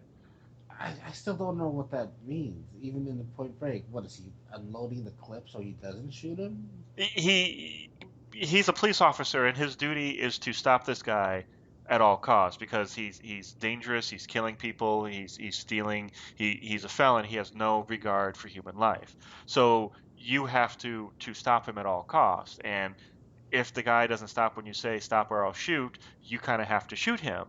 Otherwise, that But threat is meaningless. you haven't shot him at all. You had the chance to. What's the point of unloading your clip now? Because you are so you have such affection for this guy because in this movie it's his dad, so he has such affection for him that he can't bring himself to shoot him. So instead of actually shooting at his dad, he points his gun in a different direction and shoots because Well, he why knows shoot at all? You weren't going to shoot. Period. What's the point of shooting now? it's kind of a thing that's ingrained in people like this, like officers, like soldiers. You it's that muscle memory thing. It's you have to shoot your gun at this person. Your mind changes the bullet's trajectory, but everything else in you says you still have to fire off that weapon. And you can consider maybe a shot or two a warning shot, but at this point it's out of frustration because you can't shoot the guy that you know you have to. So you just, shoot it off into the air. So you scream shooting it off into the air instead of just actually shooting the guy, which you were never going to do to begin with. So why are you shooting now? Because it's a ingrained muscle memory. Why are you? All you're doing is just you're pointing your gun up in the air, screaming and shooting a gun. Yeah, it's more metaphoric than it is something that would actually happen because if you really watch how things are done in movies, everything is done for the visual versus what actual reality and physics, deems what would be. So you can give a guy the benefit of the doubt that he's going to shoot into the air instead of shooting his dad, instead of not shooting at all, because it is just a waste of ammunition and it accomplishes nothing. And depending on who's around you, that could actually kill somebody else. because if you do it at an arc, that bullet still carries its momentum on the way down, and people have been known to accidentally kill people shooting their weapon off into the air. So logically, yes, you would not shoot that weapon off, but for the dramatic purposes of the movie, you have your character fire off that weapon to show their dedication to the job versus their affection for the person they should be shooting. Well, switching topics at the speed of dramatic purposes. Was that the title for the last episode? It was actually. Okay, cool. Uh, I like the action sequence at the end. Notice how nobody dies. Yeah, the worst that happens is what's his face gets stabbed through the jaw, That was hilarious. and then he says it really hurts, like what Nick Frost or Simon Pegg said earlier in the show, that being stabbed was the single most painful event in his life. That was so funny. Because Yeah, you think he's dead, and then he actually says something. yeah. Everybody's fifth favorite James Bond, who's still. I'm going to continue to call him that. His name's Timothy Dalton, folks. You just look him up. He's a really good actor. But he's everybody's fifth favorite James Bond, and there's only been 6. I don't think he's everybody's favorite James Bond. No, he's everybody's 5th favorite James Bond. That's what I've been calling the whole time. I didn't hear the 5th favorite part. Everybody's 5th favorite James Bond, and there's only been 6. Yes. See, I actually like George Lazenby, and I know that's the guy who's supposed to be number 6, but I really liked him in his one movie, in his one outing as James Bond. Really? Why? The movie itself was a different take on the James Bond movies. Everything that we saw up until then was kind of a British accent film, which is fine. The Gentleman Spy. This one was a very different character for him, which worked out well. Them bringing in a different actor, and he falls in love and he marries somebody. And by the end of this film, he is contemplating quitting the Her Majesty's Secret Service. And it's kind of the exact same thing going on in Casino Royale, where he meets a girl, he wants to run away with her, and he's going to quit being a spy. So it's a really good story, which they went back to show kind of a more human part of James Bond. I liked Lazenby in and of himself, and he actually has the James Bond credentials. He was in the he's Australian, so he was in the Australian Special Forces. He dabbled a little bit in intelligence, although I wouldn't necessarily call him a spy. He was a male model after getting out of the service. He really kind of fancied himself an appreciator of art and of things of a much hoity-toity nature, kind of like that, kind of like James Bond. So he had kind of that pedigree, and he really wanted the role to the point where he actually went and got his suits made where Sean Connery had his suits made, and got his haircut where Sean Connery and the producer Albert R. Broccoli got their haircut. And that's actually where he met Albert R. Broccoli and talked to him about the movie and taking on the role, and that's where he got the job, is sitting at the barber shop getting his haircut. And it's knowing that as the backstory, and seeing that he kind of really is that character, that it wasn't a very big stretch for him to play it. And I think he played it very well. I think the reason why a lot of people don't like him is because he was only in one film, so they assume that means he wasn't very good in the role. And if you think about Timothy Dalton, he was only in 2 films, so he was only in one more film than George Lazenby was. And some people really do like those films. They're fun films. And everybody does like, or a lot of people do like Timothy Dalton as James Bond. He was pretty good, except for the fact that he doesn't really have an upper lip, which kind of disturbs me about James Bond. But that being set aside, I mean, his movies were very, very fun. They were very close in nature to what Roger Moore did. He had fun gadgets. So it's the same with George Lazenby. The only reason why he didn't go on to do more films was because he actually had a mental breakdown on set.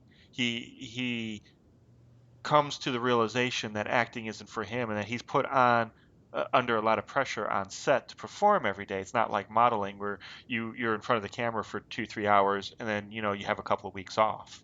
No, this is every day. So he kind of felt the pressure of making a movie and kind of had a nervous breakdown, and it was agreed that he would not be James Bond anymore. It wasn't because he wasn't a good actor, he didn't do a good job. It was because off camera he was more of a handful than the producers wanted.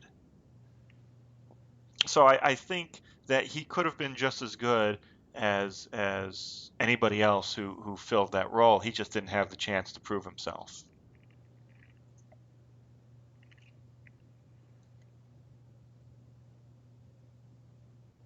You still there? So What? I'm kidding. No. Yeah. Well, the irony is that even by God, well, what's the name of the author of the James Bond series? Ian Fleming. Ian Fleming, yes. Even by Ian Fleming's standards, the person that has most captured Ian Fleming's James Bond before Sean Connery took the role, because even Fleming admits that he adjusted the character after he saw Connery's portrayal. Yeah. The James Bond that appeared, the one that was the first James Bond, the real James Bond, a lot of people will say, the one who's most captured that essence is Timothy Dalton. Really? Yeah, because all this other stuff that came afterwards, the ruggedness, the women, all, well, not maybe not the women, but just the kind of the style that came with it, that was all Connery. Yeah. The humor was all Connery. A lot of it was, yeah. There's a little bit of humor in the books, but yeah, it was more Connery who was doing the quips. They didn't do a lot of the quips in the books. The original James Bond is just kind of like a cold-blooded like assassin, mm-hmm. and Dalton nailed that in the films, mm-hmm. which is I would have liked to see him a bit more. Honestly, I thought he was more business-like. Yeah, I like that.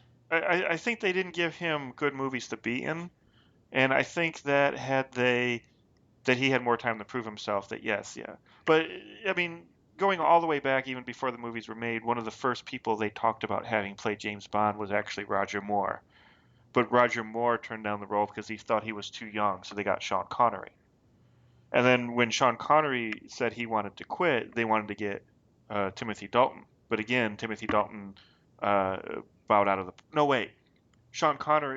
Roger Moore couldn't do it because he was in contract to do the Saint, so he couldn't do James Bond. It was Timothy Dalton who thought he was too young when Sean Connery decided to quit.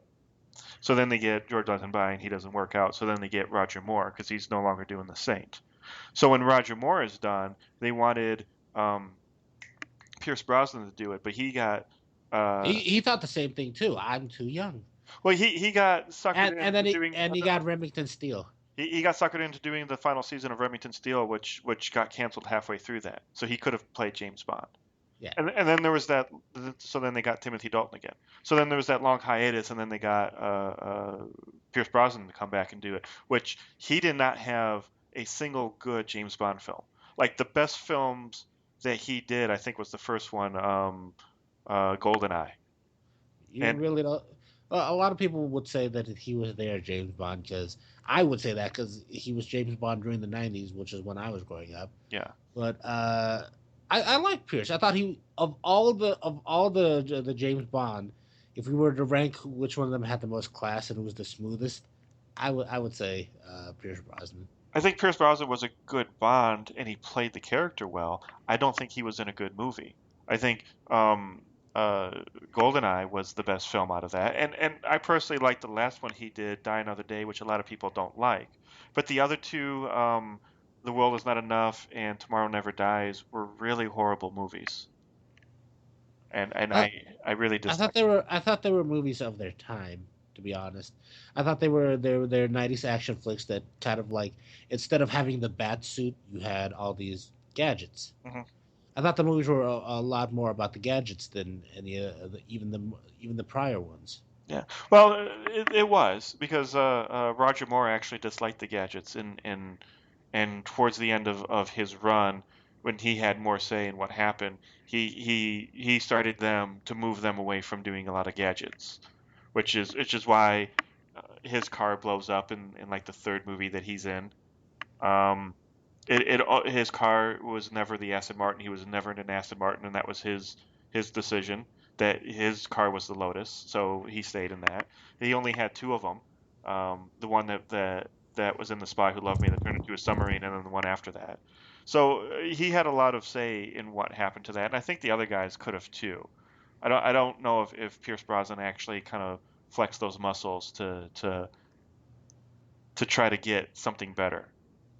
But because like I said, like what what's his face is doing, Daniel Craig, his movies are great. Even the one that nobody really likes, the second one that he did, I can't, Quantum of Solace. Quantum of Solace, which I also really kind of like. But that being his worst film, I think is still better than uh, Tomorrow Never Dies or The World Is Not Enough. Yeah, you realize that Craig is just doing Dalton's version of James Bond without the gadgets. Yeah, but it's like I said, like if Dalton had a bigger run, had a longer run, yes, I do believe that his Bond would be more like Tim or like Daniel Craig's Bond. I do believe that, and I saw that when it first came out because he was a much darker, much violenter Bond, more violent Bond. Timothy Dalton was. Yeah, and that's how the original character was portrayed. Yeah. And everybody brings something to their bonds. I mean, uh, what's his face? Do you know that Connery was a bodybuilder before? No, I did not know that. Yeah, that was just so weird. And So, that he's worn a wig the entire time because apparently people lose their hair at 25. well, I knew he wore a wig a lot of the times, but Roger Moore had a lot of humor infused in his Bonds, which I think is very reflective of the time. It was 70s campy, but Yeah.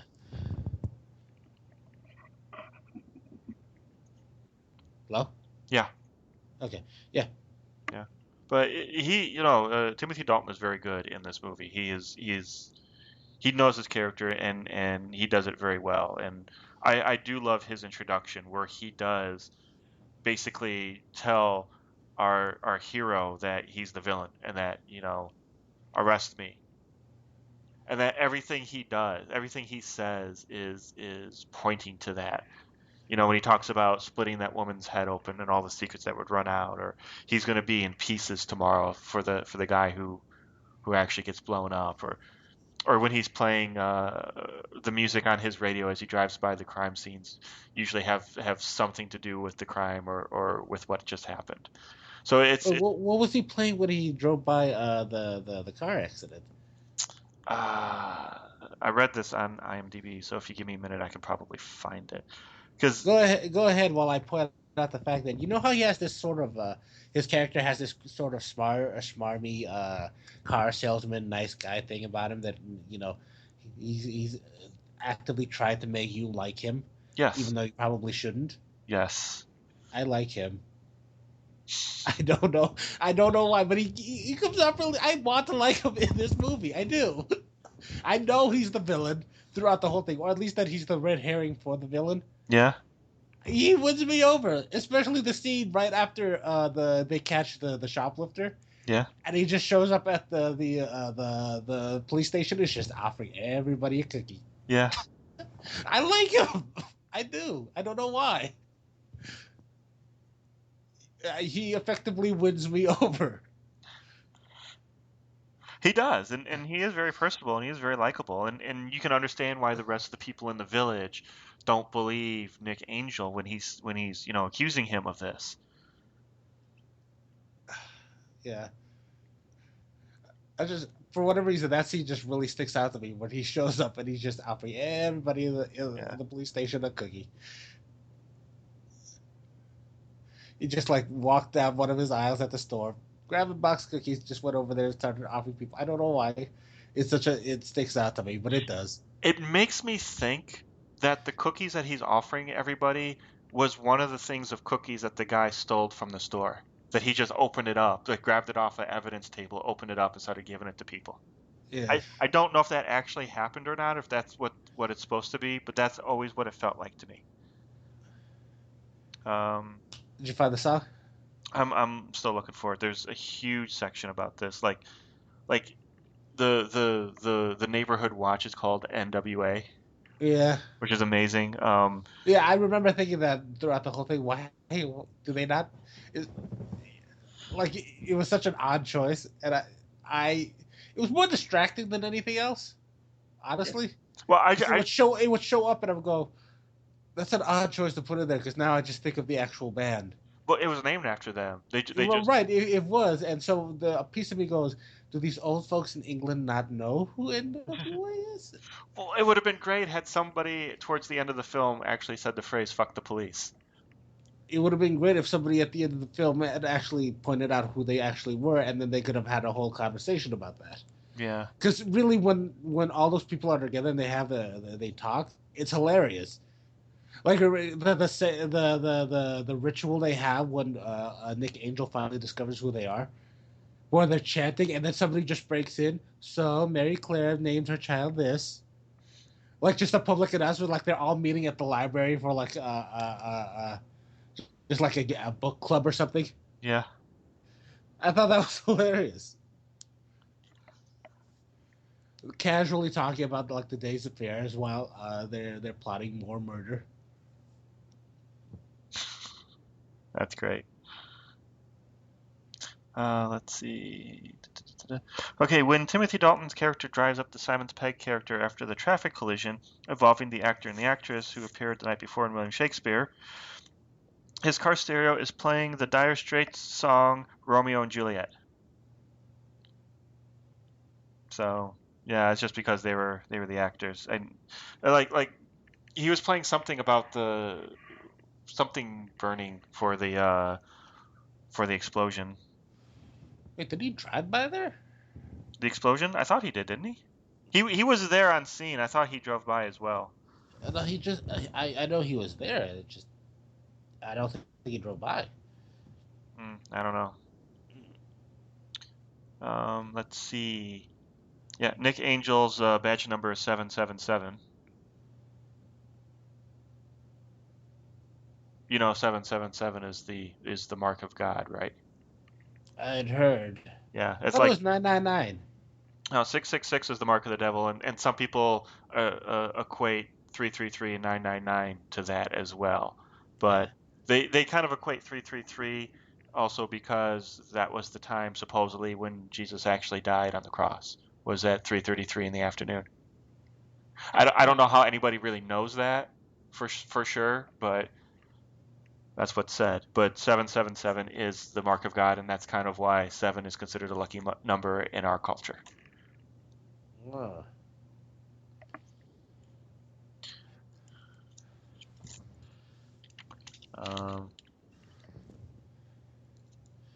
Oh yeah, all the action movie tropes and devices that Danny talks about actually happens.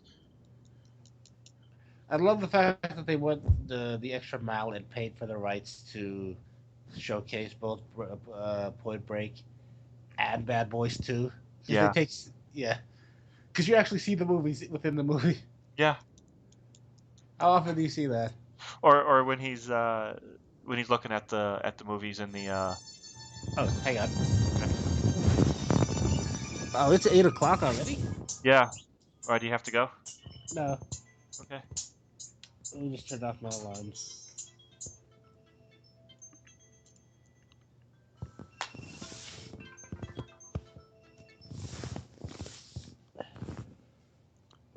Okay. But it like when he's standing there in the grocery store and he's reading the box to Super Cop. Yeah. That was great. He's the cop that doesn't stop. Oh my god, the taglines for the 90s. I know, right? But yeah, they did all the things that he talked about. They did the high speed chase and they shot the gun out the window during the high speed chase and the jump through the air while shooting. Yeah, I remember seeing that scene and thinking, how does Simon Pegg not shoot Nick Frost in the head while they're both doing that? Exactly. I thought that too. it's just little things like that that they set up. It's when they start, their little discussion about the taglines where when he was like, oh yeah, there was this great bit earlier where I showed Lurch the monkey and I said playtime was over and I hit him with my plant and they're all like geeking over it. Yeah. I like how by the end, Simon Pegg's all like, he's converted to the geek too. Kind of, yeah. Well, Like, I feel like I should say something really clever right now. Just don't. or even when they do the line, we're going after the big boss, as if it were a video game and they were going after one of the bosses. Yeah. Yeah, it's just it's they really know who and what they are and what they're trying to do here. And the editing, like I said earlier, the editing during all those chase scenes, all so tightly done and so rapid fire. But it's done in such a way that you can still tell what's going on. Like you like sometimes with Michael Bay or sometimes with those action things or even if it's a fight scene and they do those really close-up shots and the really spastic editing, you can't really tell what's going on. It's hard to figure it out. But with this movie, they actually do it in a very good way, and it's just it adds to it more than it annoys or detracts from it.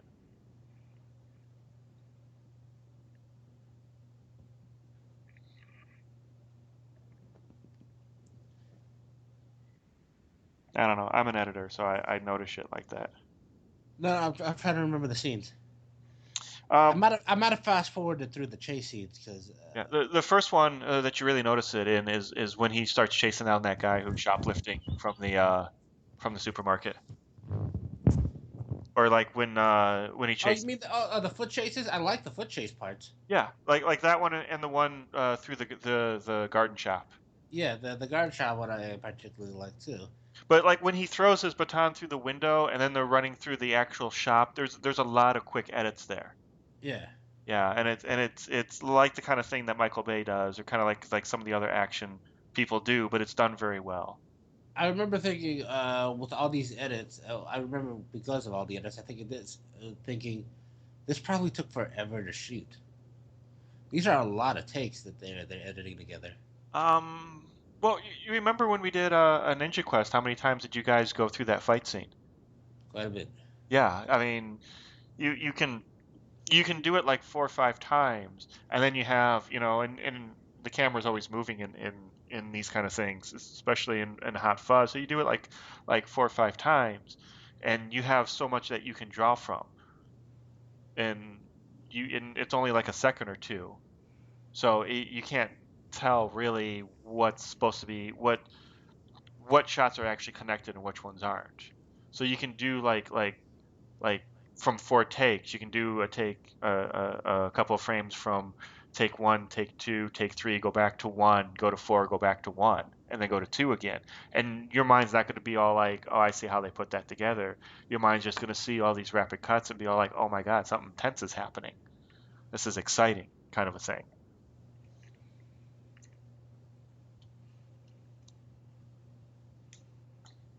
Trying to remember the shoplifter scene. Uh, that's the guy in the Right, right. the guy that's there The purple suit, the guy that led to the cookie scene. But I'm trying to remember the chase. well, the chase goes outside and he runs through the gardens and he uses the line "You mothers" when he comes up to all the women, Oh yeah. Okay, now I remember that scene too. which is one of my favorite lines. And then they do the fence gag, which they've done in all three of these films. This it's a different fence gag, but it's the same thing. It's a series of yards that they have Yeah, to somehow circumvent. yeah, And in this one, you see the Simon Pegg character, Nick Angel, bouncing over these things like an acrobat, and then Nick Frost just plows through the first set. I forget they were sneaking around in Shaun of the Dead, trying to get away from the zombies, and I think they end up falling through one of the backyards, and I don't even remember what it was in End of the World. I have to watch that one again. I've only seen that one once. I have to watch that one again. This really makes me want to watch the sequels again. Kind of like Kick-Ass really made me want to watch the sequel. Which did you see Kick-Ass 2? I did not know. No. It's not as good as the first one. Different director. Was it? Yeah. Oh, that explains it. Um, there was this documentary, and I was going to mention it when we were talking about Kick-Ass, but I forgot. It's called Superheroes, and I think it's an HBO documentary. And it's the story. Yeah, it's called Superheroes. It's 2011. It's a HBO documentary, and I actually put it on the show notes for last week's show. So if you want to go over to mof.ninja and look at the show notes for last week's show, you can see a link for Superheroes, which is a movie, a documentary about people who actually dress up like superheroes, quote unquote. They're superheroes of their own making, so they're not copyright infringing on anybody. And then they go out into public at night and kind of fight crime, which is a lot of it is them like working with the homeless, like patrolling through parks where crimes and drugs and prostitution happen, and then like calling the police when they see something. So it's more of an observe and report, kind of like a very fancy neighborhood watch kind of a thing. But Very darky neighborhood watch. yeah, I mean it'd be fun. But it's the way that's shot and the way they talk about their characters and what they do in that superheroes documentary really was kind of what Kick-Ass 2 was. Because there was a scene where they're all sitting around where they make their own kind of Justice League. And they're all sitting around, they're just talking about why they're superheroes and who they are and their inspiration for their characters and stuff. And it seemed more like that, like people just pretending to be superheroes and doing that kind of stuff, than how the first one actually was somebody trying to be a hero, or it was more like somebody playing superhero, which was the two differences between those films for me. But so I didn't like the second one as much. But since you didn't see it, you have no point of reference for it. No. I would recommend more the HBO documentary than I would Kick-Ass 2. I think I might have heard of that documentary. And it's weird because the beginning of the documentary makes it look like it's kind of like they're making fun of these people. Because they have like Stan Lee and a couple other people come on and they kind of talk about these people pretending to be superheroes. And it kind of sounds like they're making fun of them. I don't know if Stan Lee can actually make fun of anybody, but if he could, this would be the closest to it. And then the first guy that they actually show, he like does something and then he goes back to his van, which looks kind of like a raper van. And he opens up the back of his cooler and he's like, yeah, after a night of fighting crime, I like to, you know, put back a couple of beers. And then he opens a beer and he chugs it. And then he opens another beer and he chugs it. And when I'm first watching this, I'm like, oh, this is not going to be pretty. These people are going to have all sorts of problems. They're going to be alcoholics, or, you know, they're all going to be hypocrites. But everybody else was cool in the film. It's just that one guy. And that one guy was cool. He liked his beer a little too much. The ones he chugs right before he gets behind the wheel of his raper van. No, he chugged a couple of beers and then he went back out on patrol. Aye. Which I think was kind of his thing, because then he would go around like he would have a flyer of a missing child, or he Like would. that's his superpower. He has to get. He's super drunk while on patrol. Kind of, because then he would go like to a bar and be all like, "Hey, have you guys seen this kid?" And then you know you would hear somebody talk, but you couldn't really hear them because they weren't mic'd, and then you would hear him say, "Yeah, I'll have a beer." Ugh. And then he'd come out, and as you follow him along, and as the night progresses, he gets more and more. His speech gets more and more slurred. His walk gets more and more stumbly, and then he gets to the van, to the raper van, and behind the wheel and drives off.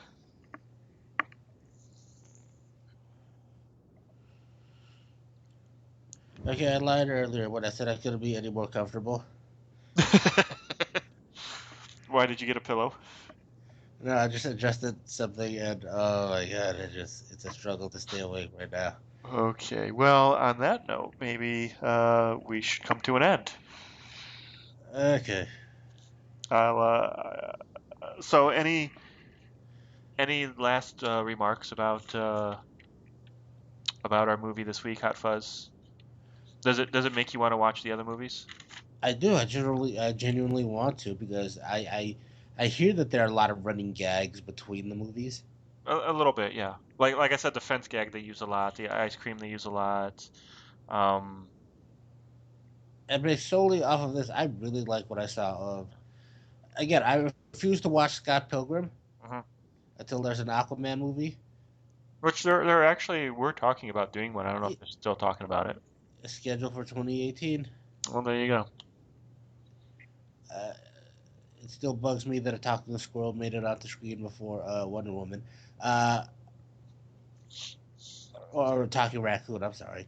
Well, to be fair, Wonder Woman did have a very successful TV show in the early 80s. So she did come to screen prior. Movie screens, which seems to be what the only thing people care about nowadays. Which really, if you're a comic book fan, you really want these characters on TV where they can have those 12 to 24 episodes a year. Well, let me put it to you like this. What was the better vehicle? Daredevil, which was the TV show on Netflix, which you kind of have to pay to have, well, I guess kind of like HBO or cable or whatever. Daredevil, which was a TV show, which was very well done and very intense, or Green Lantern, which was a 2-hour movie, which was high budget, which was not intense or I know you intentionally threw out Green Lantern because it was a bad superhero movie, it but was. I would take Daredevil over a lot of the better superhero movies. I would take it over Thor. I would take it over any of the Thor sequels. I would take it over at least one of the Iron Men. I would take it over Guardians. Guardians for me was enjoyable. I liked Thor. I didn't like Thor 2 so much. Was I it did, Thor 2? yeah, the Dark Huh. World or something. Oh, I did not like the first Captain America. The second one was good though, and I like the first two Iron Mans. But I think Daredevil, you're right, it is better than a lot of those films. I know more about that character than I do any of the Avengers. Yeah, yeah, I can see that. But it's yeah, just the way they did it, and I hope the next three movie or the next three Netflix shows that they do are going to be as good and as intense as that first one, as Daredevil was. Yeah. right. Are we talking about the Daredevil movie or the Daredevil series? The series, there isn't a movie as far as Oh, I okay. Well, no, I well, was just telling him. I was just telling him that if you're a real comic book fan, instead of the movies where you have to wait 3 years for to see your favorite characters 2 hours at a time, you should really be yeah. shooting for television, where you get to see your favorite characters 12 to 24 times a year, and like 6 months apart at a time. Yeah, honestly, I think that's where TV or that's where entertainment is nowadays anyway. Yeah. Is television. They were able to reboot Daredevil. I mean, I enjoyed the series Yeah, because Yeah. they have like 2 seasons or something like that. Well, they only have the one season for Daredevil. Oh, they only have the one season. Okay, because I Yeah, only they're watched one season. yeah Um, they're going to do a second season, obviously. which I think they should. Yeah, they were I mean, talking I'd about love to see more of the characters. yeah. Fucking, I heard Green Arrow, or was it? Yeah, Green Arrow or Arrow. I'm sorry, I'm mixing Arrow and Green Lantern, but Arrow was supposed to be pretty good as well. It's not bad. It's not as good as Daredevil. It's it's a little CW soap opera y, but it has some really good moments to it. Okay, I can see that. Yeah. So it's like oh, not Supernatural. Smallville. Smallville. Thank you. I'm like Superman one, because that one was good for like the first 2 seasons, and then it just slowly just went into like telenovela. Kind of, yeah, yeah. That's Yeah. kind of like I mean, if you read the comic book, the comic book has a lot of drama to it as well. I mean, Oliver Queen is not an A line, an A stringer for DC. He's B at best. But his character has always been involved with the Justice League, and he's always been around in the background, which is kind of cool. So, Yeah. but to augment the fact that he doesn't really have any powers and all he does is shoot people with goofy arrows, they gave him a lot of drama to get people involved in reading, and there was always kind of this team up with him, Green Lantern and Black Canary, and at one point I believe he actually married the Black Canary, but there may have also been a love triangle between the three of them. So yeah, I mean, he's just, I said a love triangle, not a menage a trois. Well, at one point in time, they'd be like, all right, maybe we all need to just work it out with one amongst each other. Boom. Threesome. I wonder if that power ring could be used as a condom. Well, what is it? The power ring can be used to shape anything that has simple processes to it. Well, anything that the wielder knows about. So if the wielder Correct. knows how to make a gun, then yeah, he can make a gun. But usually it's more simple things because it's easier that way. Yeah. I mean, I guess it just wouldn't be as flexible, maybe. That's interesting. Because he makes like fists to punch people with, giant fists. So I mean, is that a like being hit with like a sledgehammer, or is that like being hit with a giant fist? Because if it's like 20 pounds of meat just hitting you. Kind of, but if you think about what a person would think about if you're going to make a fist and hit somebody with it, you're going to think about your actual fist and it's fleshy. You know, Unless it's one of those like, oh, I'm thinking about my fist, but it's going to be the density of like like an SUV. Roseanne's stomach, something like that, Yeah. But if you think about it, and kind of Hal Jordan would be the Hal Jordan in this movie, would be that kind of guy that would probably be sitting there going, oh, I wonder if I can make a representation of my penis with this, and then kind of feeling his penis with his left hand and making it with that is very true, yeah. I would probably do that. Shit! Sorry. Cops just... I'm driving right now, obviously. Cops just pulled over some dude, and they have 3 officers pointing their guns at him right now. Oh, nice. What the fuck? LAPD? No, I'm in Ventura. Oh. Yeah. So, VPD? I guess. Well, LAPD is known for its heavy-handedness, and mostly I think it's just because of the city that they're in, because it's a pretty violent city at times. Parts of it are. Yeah. So anyway, yeah, Jamal. Oh, sorry. Go ahead. What? No, I was just going to ask Jamal because I know he has to leave soon. If you had any last things to say about. I actually don't, but okay. I'll just. I don't have to leave till 9, so we're good. Oh, okay. Oh, okay. Well, I think he's trying to kick you off. Is what it is. No, it's not. Are you feeling okay? You sound a little congested today. Yeah, you sound sickish, dude. A little bit, yeah, but it's not major. Okay. So how's work going for you, buddy? It's doing good, actually. Peaceful as hell. So you just doing stock then? Yeah. How many people do stock at night? Like 50 some of us go in there, or probably less than that. But you probably work in a section by yourself, don't you? I do. And so customers. What do you stock? Depends do you stock like the KY jelly? Well, no, I stock up on it, but I don't stock it at work. It's a sexy lingerie. Yeah. Sexy-ish lingerie. Oh, speaking of, not really speaking of, just me talking at this point. December, I'm gonna come back to Tucson for about a week or so. Right on. Yeah. So Jamal, I'm gonna come harass you at work. Oh shit! Your store closes at night, doesn't it? It does. It does. It's not a 24 hours. Damn it. That's why I'm there, because it's closed at night. Wait, so what's your shift? Is it like midnight to 8 a.m.? Yeah. Okay. Damn it. I was gonna show up in like a schoolboy's uniform and fucking have lunch for you and just like pop in at like midnight, like, oh, I have lunch for Jamal. Where is he? Fuck with you. Were you gonna bring me a knitted blanket as well? I give you a beanie because that's all I think of you. I feel cheated. Nah, you're good. Are you Well, accelerating right now?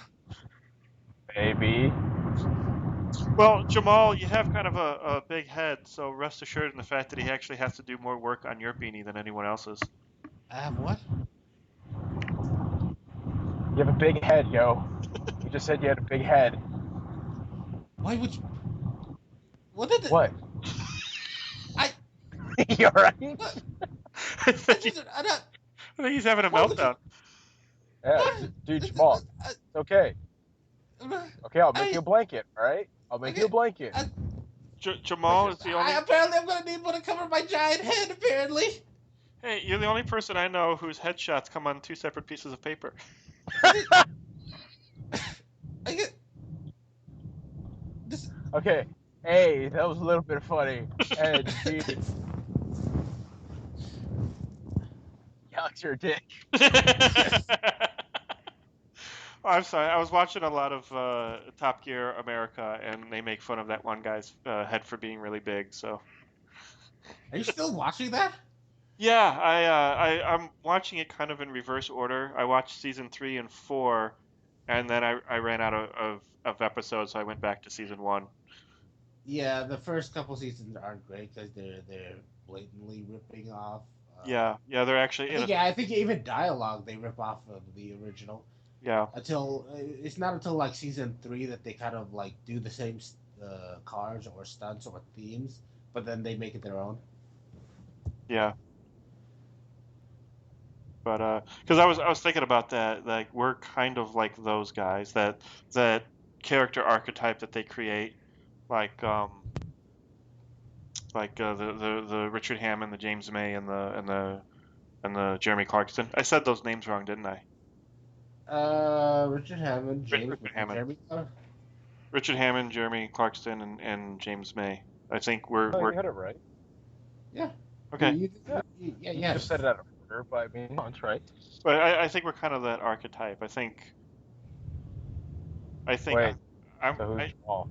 He's the Jamal fat British is guy? he's the Or Jeremy he's the big-headed Clarkson. British guy? He's the Jeremy Yeah. Clarkson type because Jeremy Clarkson is all about Britain and British things, and he's kind of all about America and America things. Wait. I'm the dick. They're all Yeah. dicks. I'm the.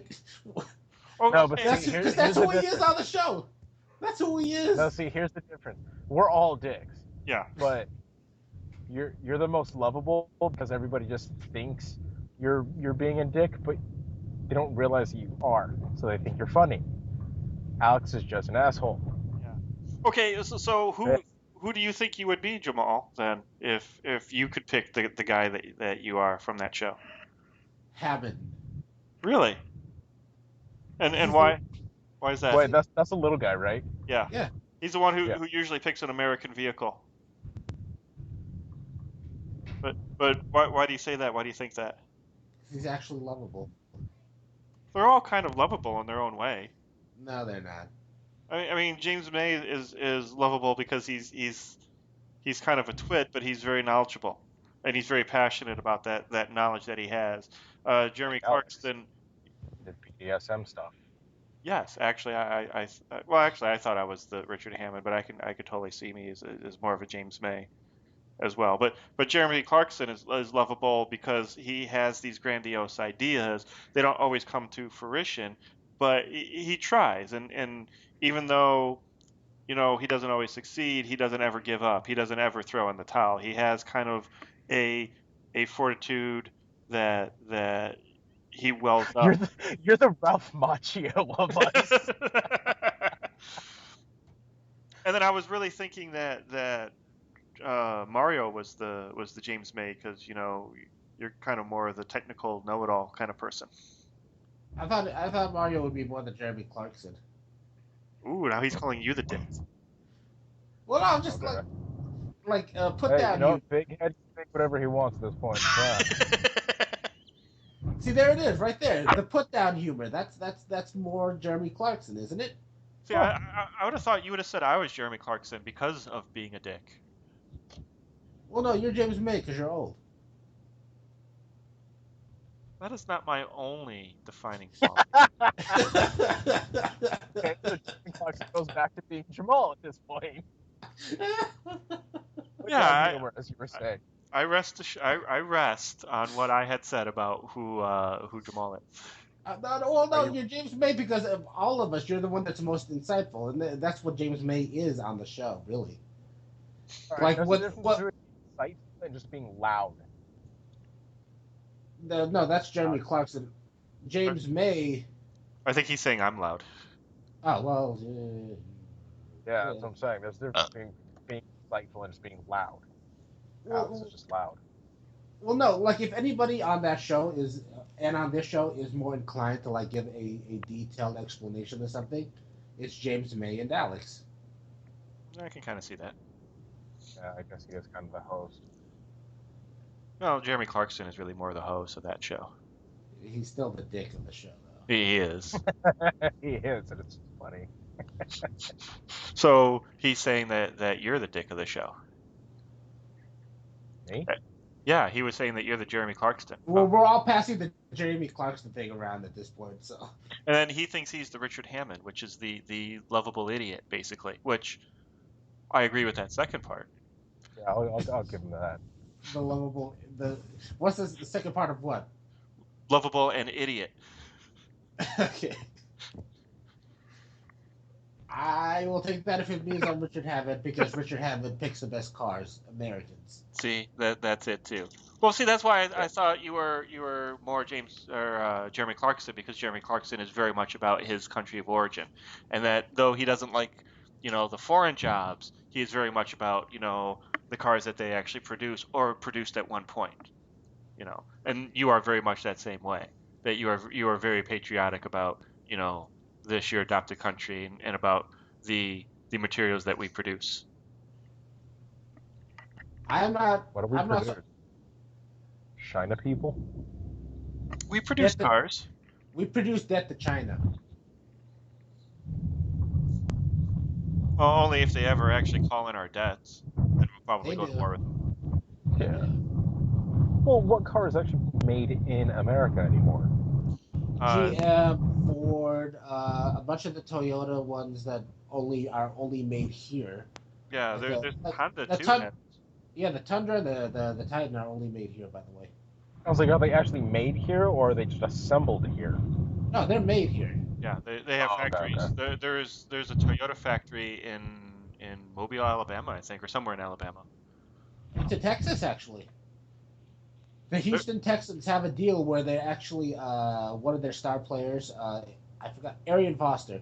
He does their commercials all the time because they make them in Texas. There you go. Oh. Well, they make one of them. Maybe they make the Hondas in Alabama then. They make one of them out there.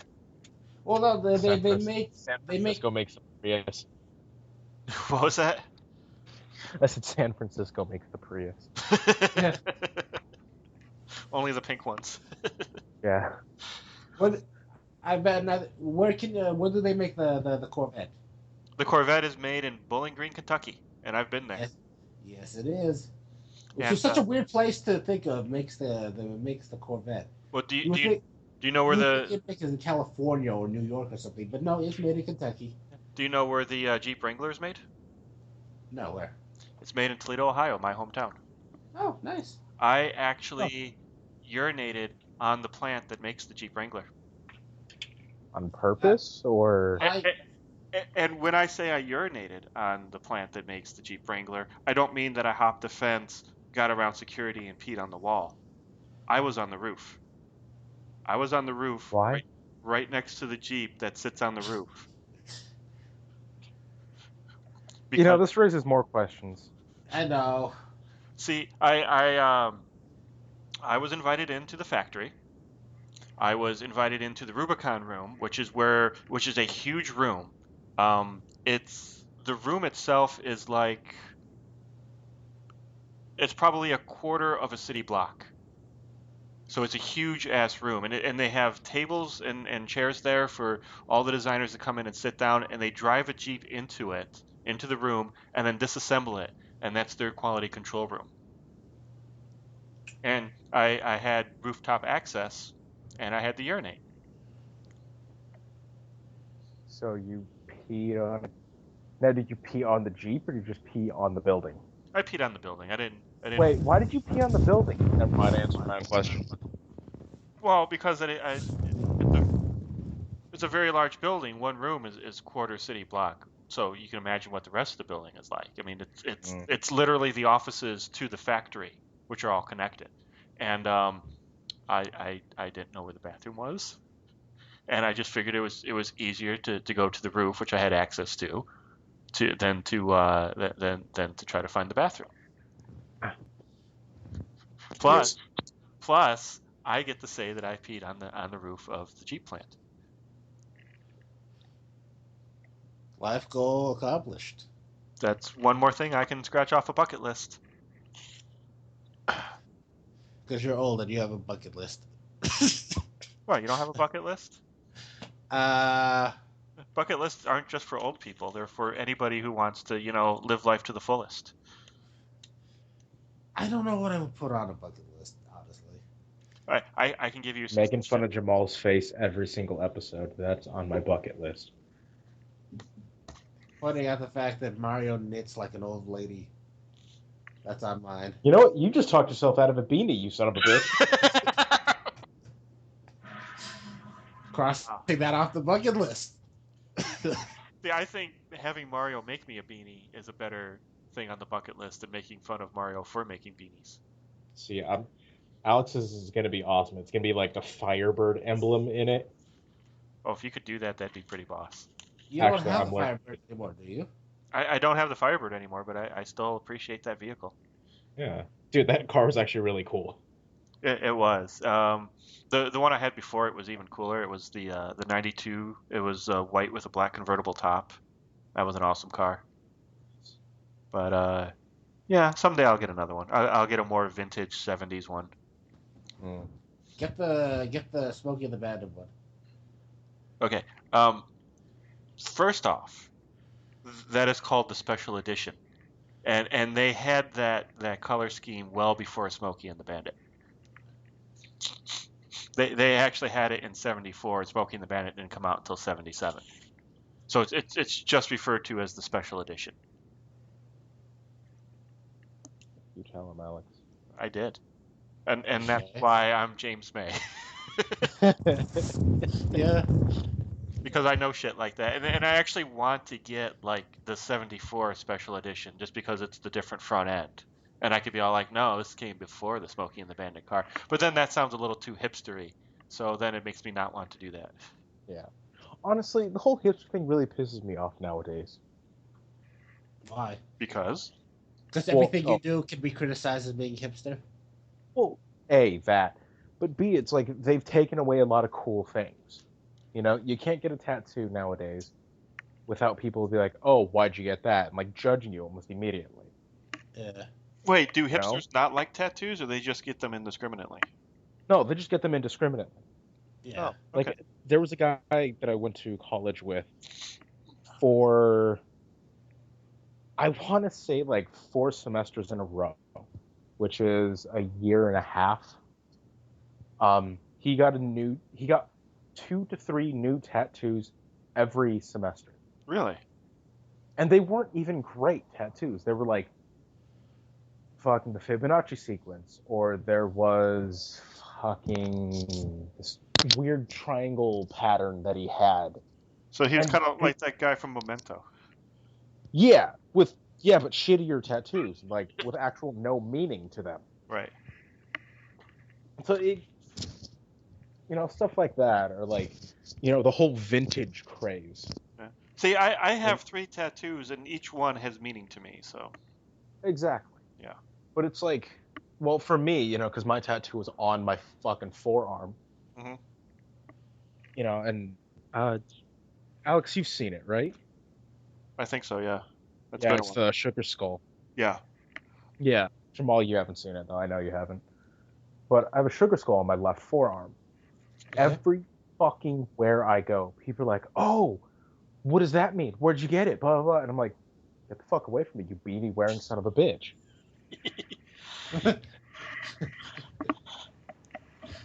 And because I know exactly what it is, because they're like, oh, I'm gonna get the same goddamn artist, I'm gonna get the same fucking tattoo, like all this shit. And I'm like, you guys really don't understand the significance of tattoos and the meanings to people and Yeah. what they are.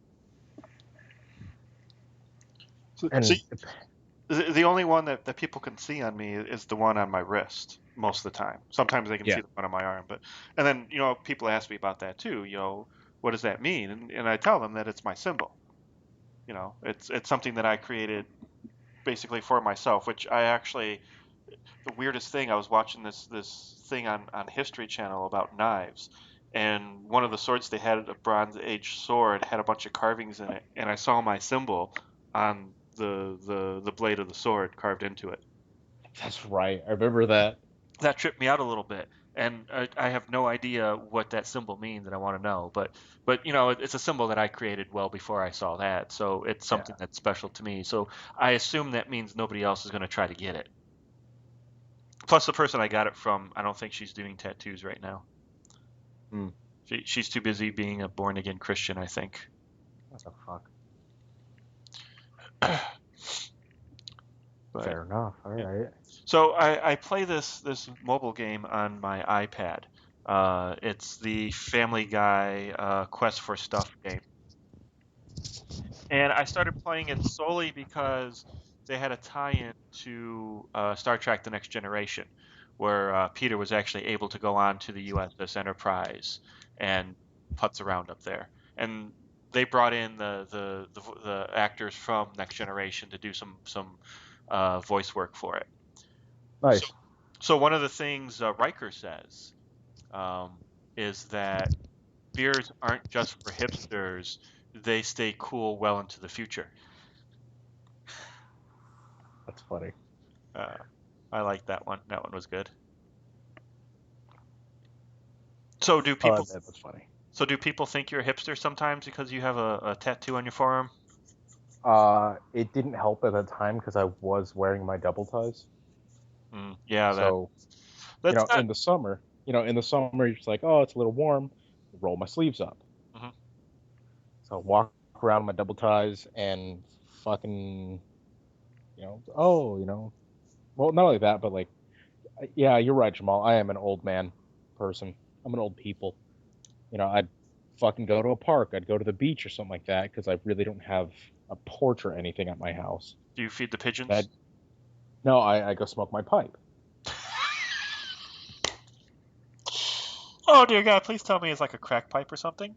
No, or at the time it was a corn cob. It wasn't helping my case. Shut up. I will admit I do have a pipe myself, and I have smoked it on occasion. Maybe when you come to Tucson, we can go to sit in the park, feed some pigeons, and smoke some pipes. Yeah, there we go. Oh, we got to wear some cardigans before we do that too. Oh, yeah, I may still have one. I'm gonna have to, I'm gonna make myself a cardigan. Well, if not, we can always go over to Old Navy and buy one. No, that's true. But no, so like I'd go to the park or something, I'd go somewhere, and I'd smoke my pipe, and then depending on what I was doing that day, if I was dressed how I normally was, if it was warm, I'd have my sleeve rolled up. I'd always get people coming by. Oh, that's a cool pipe, fucking, I want to make one of my own, I want to be authentic, I want to be cool, I don't want anyone else to be like, I don't want anyone else to have a pipe like me. And I'm looking at this dude, like, this is an actual conversation I had, but I'm looking at this dude, I'm like, dude, I bought this pipe for like $4. It's a corn cob. They're super easy to make, yes, but they're also very cheap, They are. Especially for someone who's like trying to learn how to smoke a pipe. They're a great thing to get at first. I actually got mine from Bookman, so I only spent $4 on mine, but it's not a bad pipe. It's nice. Yeah. Yeah. They're a nice little thing. I still have my I still have my first one. I mean, it works perfectly fine. But I at this point in time I have Yeah, my girlfriend got me a really long, like Gandalf one, Oh, nice. and I have a couple extra that I bought myself, and I have one. Oh my god! So I was doing this shoot out about 4, maybe 5 hours away from Ventura, and when I was going up there, I stopped off at my buddy's old hometown. I was Hmm. like, cool, I'm gonna go there, just relax for a bit. And he's like, "Oh, you got to hit up this smoke shop." I'm like, "All right, cool." So I go over and I go check it out, and I see this really nice pipe, and it was like $15. I'm like, "All right, that's really cheap. I can pick it up." And so I'm talking to the old guy, and I'm like, "Oh, so where's this pipe from?" And he goes, "Italy." I'm like, "Really?" And I happen to look over on because there's a little price tag and everything on it. I look over at the price tag, and it says Russia on it. And he's like, "Yeah, it's from Italy." I'm like, "But the tag says Russia." And I swear to God, he looks at me, looks at the tag, stone cold, stares straight into my eyes, and goes, "Russia, Italy. It's a small little town. You wouldn't know about it." Almost like he was challenging me to like call him out. And I'm like, "I know you're full of shit, old man. I have to buy the pipe now." Like it was so goddamn funny. You should have just looked at him and been all like, I have a smartphone, right? I could actually look that shit up. It it just threw me off guard so much. I was just like, "Fuck." Uh, I have nothing else to say. I'm gonna buy this pipe from you, old man. Like there's nothing else about it. It's like, all right, old guy wins this round. So as a child, I actually had a corncob pipe. I think it was part of a costume because it came with this hat that looked like it was a hillbilly hat, and the corncob pipe, the part that went from the pipe itself to your mouth was like plastic, so it doesn't look like or felt like anything that you would actually smoke because it Mine are felt plastic. really okay. Well, maybe it was a real pipe then. It's acrylic, but yeah, it's plastic. Yeah, this felt like a very thick like straw basically, like a straw you drink, like a reusable straw. It felt like so Yeah.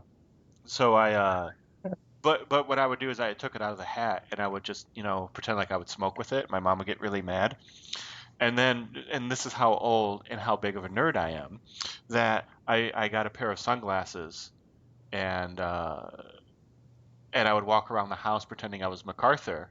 And then when my mom would yell at me, I would just look at her, pull the pipe out of my mouth, and tell her, "I shall return," and then turn around and walk out of the house.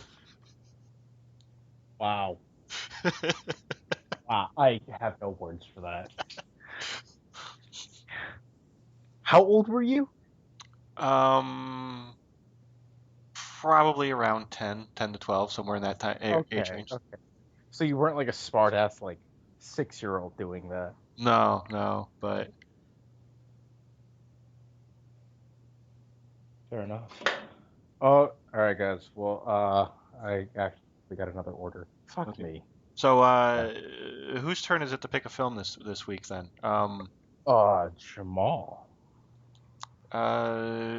Jamal was supposed to. Well, Jamal, you still here? because technically Hot Fuzz was yours. Well, it was. I suggested it to the Alien group, Central. but because I did the first one, you did the second one. Wait, No, Jamal did the first. no, I did the first. Jamal did the second. You did the third. Okay. So, Oh, and then we wrapped so up with this Hot would have been, yeah, Hot Fuzz would have been mine anyway. So I think it is Jamal's turn. So Jamal, are you still here? Are you awake? Mhm. Okay. Did you want to pick a movie for next week? Um, are we still doing themes? Uh, I was actually going to suggest that if we continue to do themes, we should do a chick flick a month. Oi. It doesn't necessarily have to be this month if you have an idea for something. I thought we'd pick a just any classic movie to watch. I've been watching a lot of like old John Wayne movies lately. Okay. What would you consider classic? Like before a certain year, For like well, anything 20 years let's and older? let's do 1940 to 1970. 40 to 70? Yeah. Okay. So, classic movies, 40 to 70. Okay. So, do you have an idea then for one?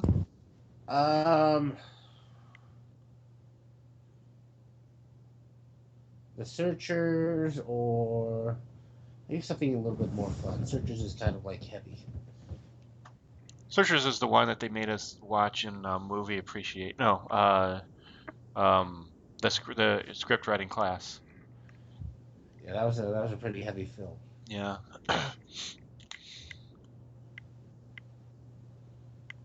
Donovan's Reef. How's that? I've Donovan. never seen it. I was going to go see it anyway, so So what is it called? Donovan. Donovan's Reef. It's basically a chick flick with John Wayne in it. Okay. I'll see if I can find that one. Oh, you know what? I'll leave that up to you guys. Because I don't know that Donovan's Reef is going to be any good either. Just find a classic movie you want to watch from that time period, and we can kind of compare and contrast, right? We've done that before. We have. Yeah, we can do that. Yeah. Does that sound good to you, Mario? You still there? No, he's not still here. All right. Well, we lost Mario, so I'll let him know what's going on. Okay. So thank you for joining us today on Makers on Film. If you want to learn more about the makers, go on over to mof.ninja, where we have lots of interesting things. I mean, we don't really, but we could.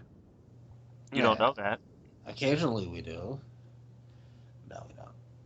Well, we have some people who have been writing on the boards, and they're fun. So there's that. Wait, we have writers again? Because I thought Mario scared away our only one. Well, my brother hasn't come back yet, but Coffee Cane still writes on the boards. Ah, nice. So Because he or she hadn't commented in like 2 or 3 weeks. whoever it is commented on John Wick, The Speed of Dramatic Purpose. I think they did. Okay, I'll have to look that up. I'm looking it up right now. Give me a second, if I can find it. Okay, so Coffee Cane writes, "Yay, I'm part of the gang. Just call me cool then. iZombie is a cute show. It's essentially a diary of the protagonist and what new struggles / strengths she must deal with in her new life as The Walking Dead. I like direction they took as far as zombies go. The zombies eat brains, of course, but the zombies temporarily takes on the personality traits of whomever they consume." Well, that's kind of cool. "I can't tell you anymore without ruining the plot." Yeah, Mario and I were talking about zombie TV shows after you left the conversation last week, or 2 weeks ago it was, because it was John Wick. But I was wondering, because I only saw the first episode of that, so I was wondering if that was any good. So apparently it is. Okay. So there you go. And she or he, Coffee Cane, feels like they're part of the gang now, which I am more than willing to concede, because they have been commenting pretty regularly on our stuff. Okay. So yeah, I guess that's the end of the show then. Join the makers each week as they discuss film, TV, and pop culture. To learn more about them, go to mof.ninja. This is Michael Caine saying goodbye.